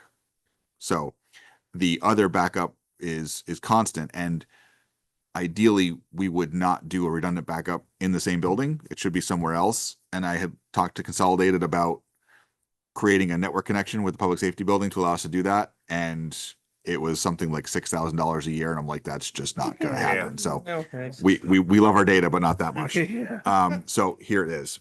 But we have that tape backup is a reliable way to do it. Having it cloud-based, there's built-in redundancy there. Like we're not going to danger of like getting it wiped out. Like it's secure there, but it's a matter of how much do we want to do, and how far do we want to go, and how extensive do we want to be, and we're going to learn a lot about what we do as we go through this process. Yeah. Okay. Yeah. All right. I think the last thing I have, there's one more thing on the agenda, but last thing I have, there is a new building going up in Carmel Place. They sold another building, so that's being built, which revealed an incorrect address. So I had them do an audit for me, and I said, let's just check if these, one building is correct. Out of how many? All of them. 1, 2, 3, 4, 5, 6, 7, 8, 9, 10, 11, 12, 13, 14, 15, 16, 17, 18 buildings. One's correct. So we don't need to go change all of them. Yeah, no, I was gonna say back to our usual, which is So odd, the even. new building will get its correct address. The building after that will need to change, but it's going to be those two, and Okay. the rest of them can stay. We won't. I'm going to talk to the HOA president and be like, hey, this is something that we need to look down the road at So- correcting. In a development like that, that's a owned, I don't know, member-owned operation, the rules still apply, right? Yes. Okay. Just in case they come back and say, well, we're not, no. No, it still very much applies. Yeah. Being that it is the kind of development that it is, it's not, it's important, but it's not going to be, some of them are off. Well, the lowest one that's off is off by 6. There are 3 that are off by 102. That's a lot. Significant if you're That's a doing lot. mileage. But they have other lots that are yet to be developed. There's 6 or 7 more, maybe 8 more after this. So as they go in, we're going to use the correct number. And if that then Sequence becomes a messed up. problem, then we would change it. So I'm going to talk to the HOA president. He doesn't know about this yet. But I'm going to talk to him and tell him like, this is, we aren't going to do that to everybody, because it Well, won't. make them an offer. I mean, it could be that everyone, if they can number the lots in advance. Mhm. They had, and the numbers they used were wrong. And They had that's improper information. right. Bad information going in. the hard Because part is rather if than you don't have a piece- driveway established, you don't know where to measure to on the lot. Well, that's there's that the too. problem, yeah. Okay. So All right. we now know we now know how, I thought it was gonna, I gets back, I'm like, it's everything, like it's every single house. So we're not gonna change them all. But Of that era, as they, that era of wrong. yeah. Once So you start wrong, all it's progressive is wrong to the it end. just, There it was, made, there was there a lot of wrong. it in was a certain lot of era. wrong. Yeah, Yeah. and it's of that era. I was shocked that one of them was correct. I'm like, that's not even Was funny. that the first one or like the last one? It's Right as in you the go in and go to the right, it's the first one on the left as you go around the corner. That's it. Nothing else is right. Yeah. So I'll talk to HOA president and tell him the plan and you know that we're gonna give this new building its correct number, and we're gonna need to change the one after it so it makes sense. And then because that's off by 56, and then as they develop more, we'll assign them the correct number and see what happens after there. So yeah, We follow. yeah, yeah. So that was unexpected, but it's just a huge, that's a lot of work to keep track of over the years, but we'll do it. And then you had the activity permit amendment on there. So Just the notification that I mentioned to Yeah. the department heads as you're meeting with the attorney, keep in mind if there's an extra cost that it looks like the town would have to incur for new equipment or new whatever, just make sure that that's maybe a permit amendment that the developer picks up rather than us. I'm not sure if I don't think it's gonna apply to highway at all. I could be wrong about that. It could apply to fire. It definitely will apply to police. So 181,000 square feet, What is, the new building, wow. really? House. 181,000 square feet. It's enormous. How many square feet? No. 42. It's like 4 acres. It's huge. Holy It's moly. huge. Yep. Oh, rec, that's what we can do. What? Allow indoor walkers before the stores open in the mall. That would be. Well, the mall could do that because the stores were closed. I don't know if they'll do that. We can get, well, they Oh, that's true. Okay. Yeah, Yeah. it's With one store, it'd be more Yeah. difficult. I'm sure they'll allow people to walk around and be. Home Yeah, Depot does. probably not. I was a thinking. retail mall. store encouraging people to walk around. Yeah. Shocking. All right, is that it? Those are all the things that I had on my, I think so. Big box VLT. Auction or action items. So we've done the auditor, we've done the listers, errors and omissions, we've done the emergency management.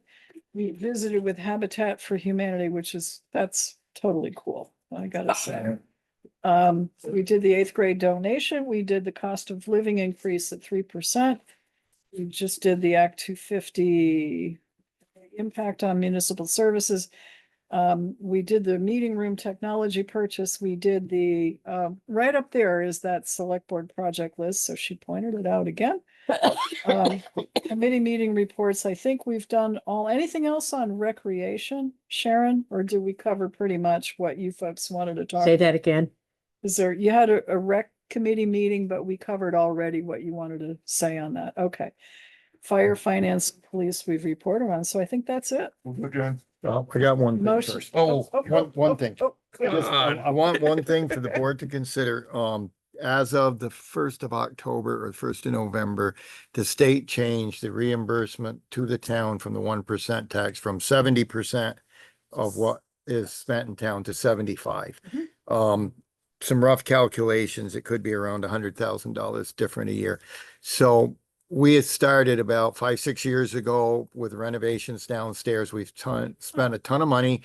And what I'd like the board to consider is setting aside a portion of the 1% money in excess of what we get. So we usually put about 1.2 or 1.3 toward the general fund.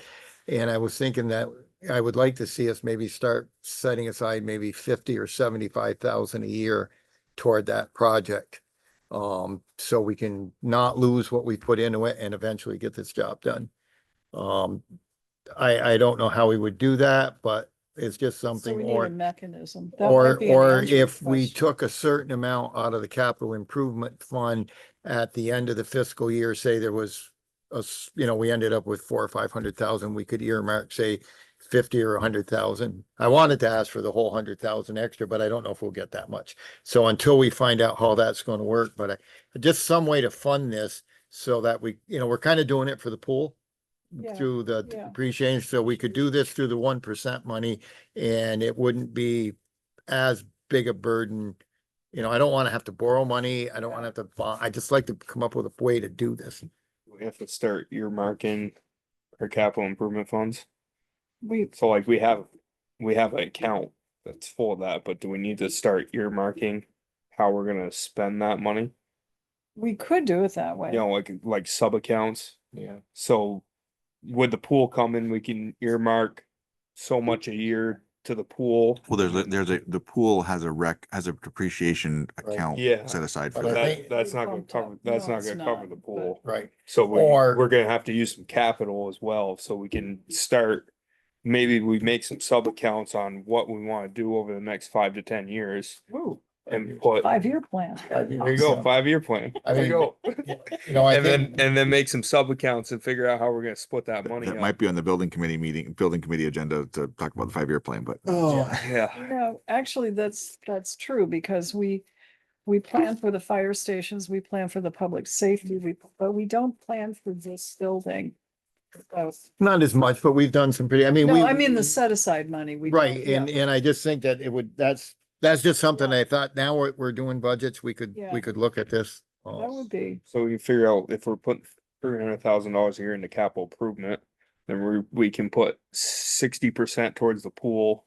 We can put 30% towards the downstairs and 10% towards miscellaneous. Whatever shows up. You know, stays in one fund, but we yeah, earmark it. it's just a little spreadsheet on how we're gonna separate things. Because I would really like to see that get done Yeah, I downstairs. would too. And I don't know, maybe, Like sometimes I feel like the capital improvement money, sometimes we just kind of like throw it places. And You know, it's we not, do. It's not You're right. necessarily planned out how we're gonna use You're that right. money. We do. and So it wouldn't hurt. I mean, obviously, sometimes you gotta throw some money at certain places to get they things just done. show up. Yeah, Things- which we can earmark miscellaneous and we Yes. can figure out how much we want for that.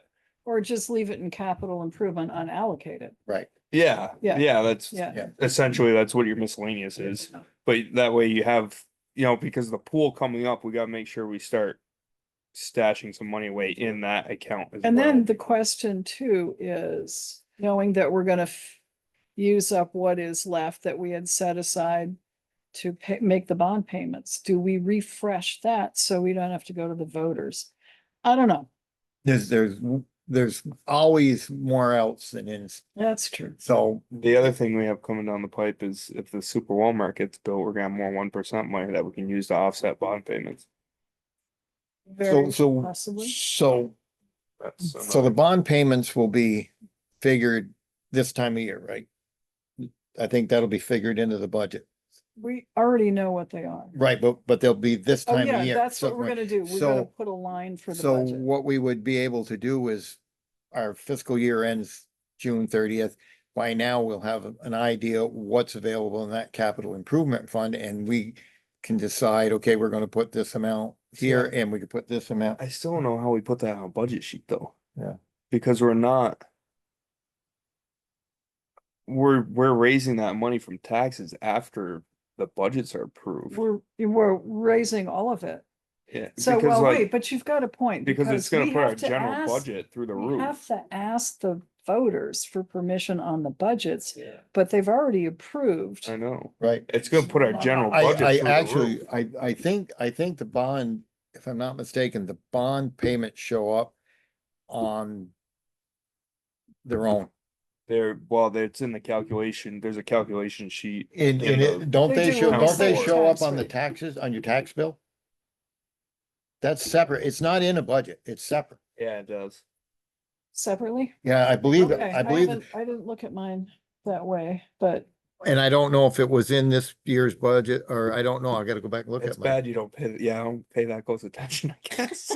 I mean, I look at the bottom number of our taxes for the I do. farm. It's in and the town report too. It's on a. It's in the town But I- report, but which I I- really like, yeah. Because it's been so long since we've had a bond we had to pay back. I'm not sure how it's done, but hopefully, Carrie will know and we'll be able to get it. Because if you put it in the general budget, it's gonna get offset by 1% money. Yeah. And True. that's not where you'd want it, because it's gonna be more than, because then we're gonna have to allocate more to Clerk. I believe they're standalone amounts. And they're, Well, the point was to make it transparent. right, So even if we don't build it into a budget, we continue to do it, we could just have a sheet, and we have had a sheet Yeah, it in the could just town be a report cover saying, sheet, yeah. this is what we also have to make sure. we'll we're have to raising figure money out for. how those show up. Because like I said, we've Well, yeah, gotten, it's along with the depreciation funds, you're raising all that after Yeah. the fact, those aren't budgeted. I thought somebody somewhere along in That's this true, they end discussion, up on the sheet for our calculations. Yeah. yeah. we were It's the told same that, thing. I was Okay. under that impression that the bond payments show up on your taxes as an Now amount. I gotta go look at them. So, Yeah. but I don't know if it's on this year's taxes yet, but it would think it would be, but I don't know.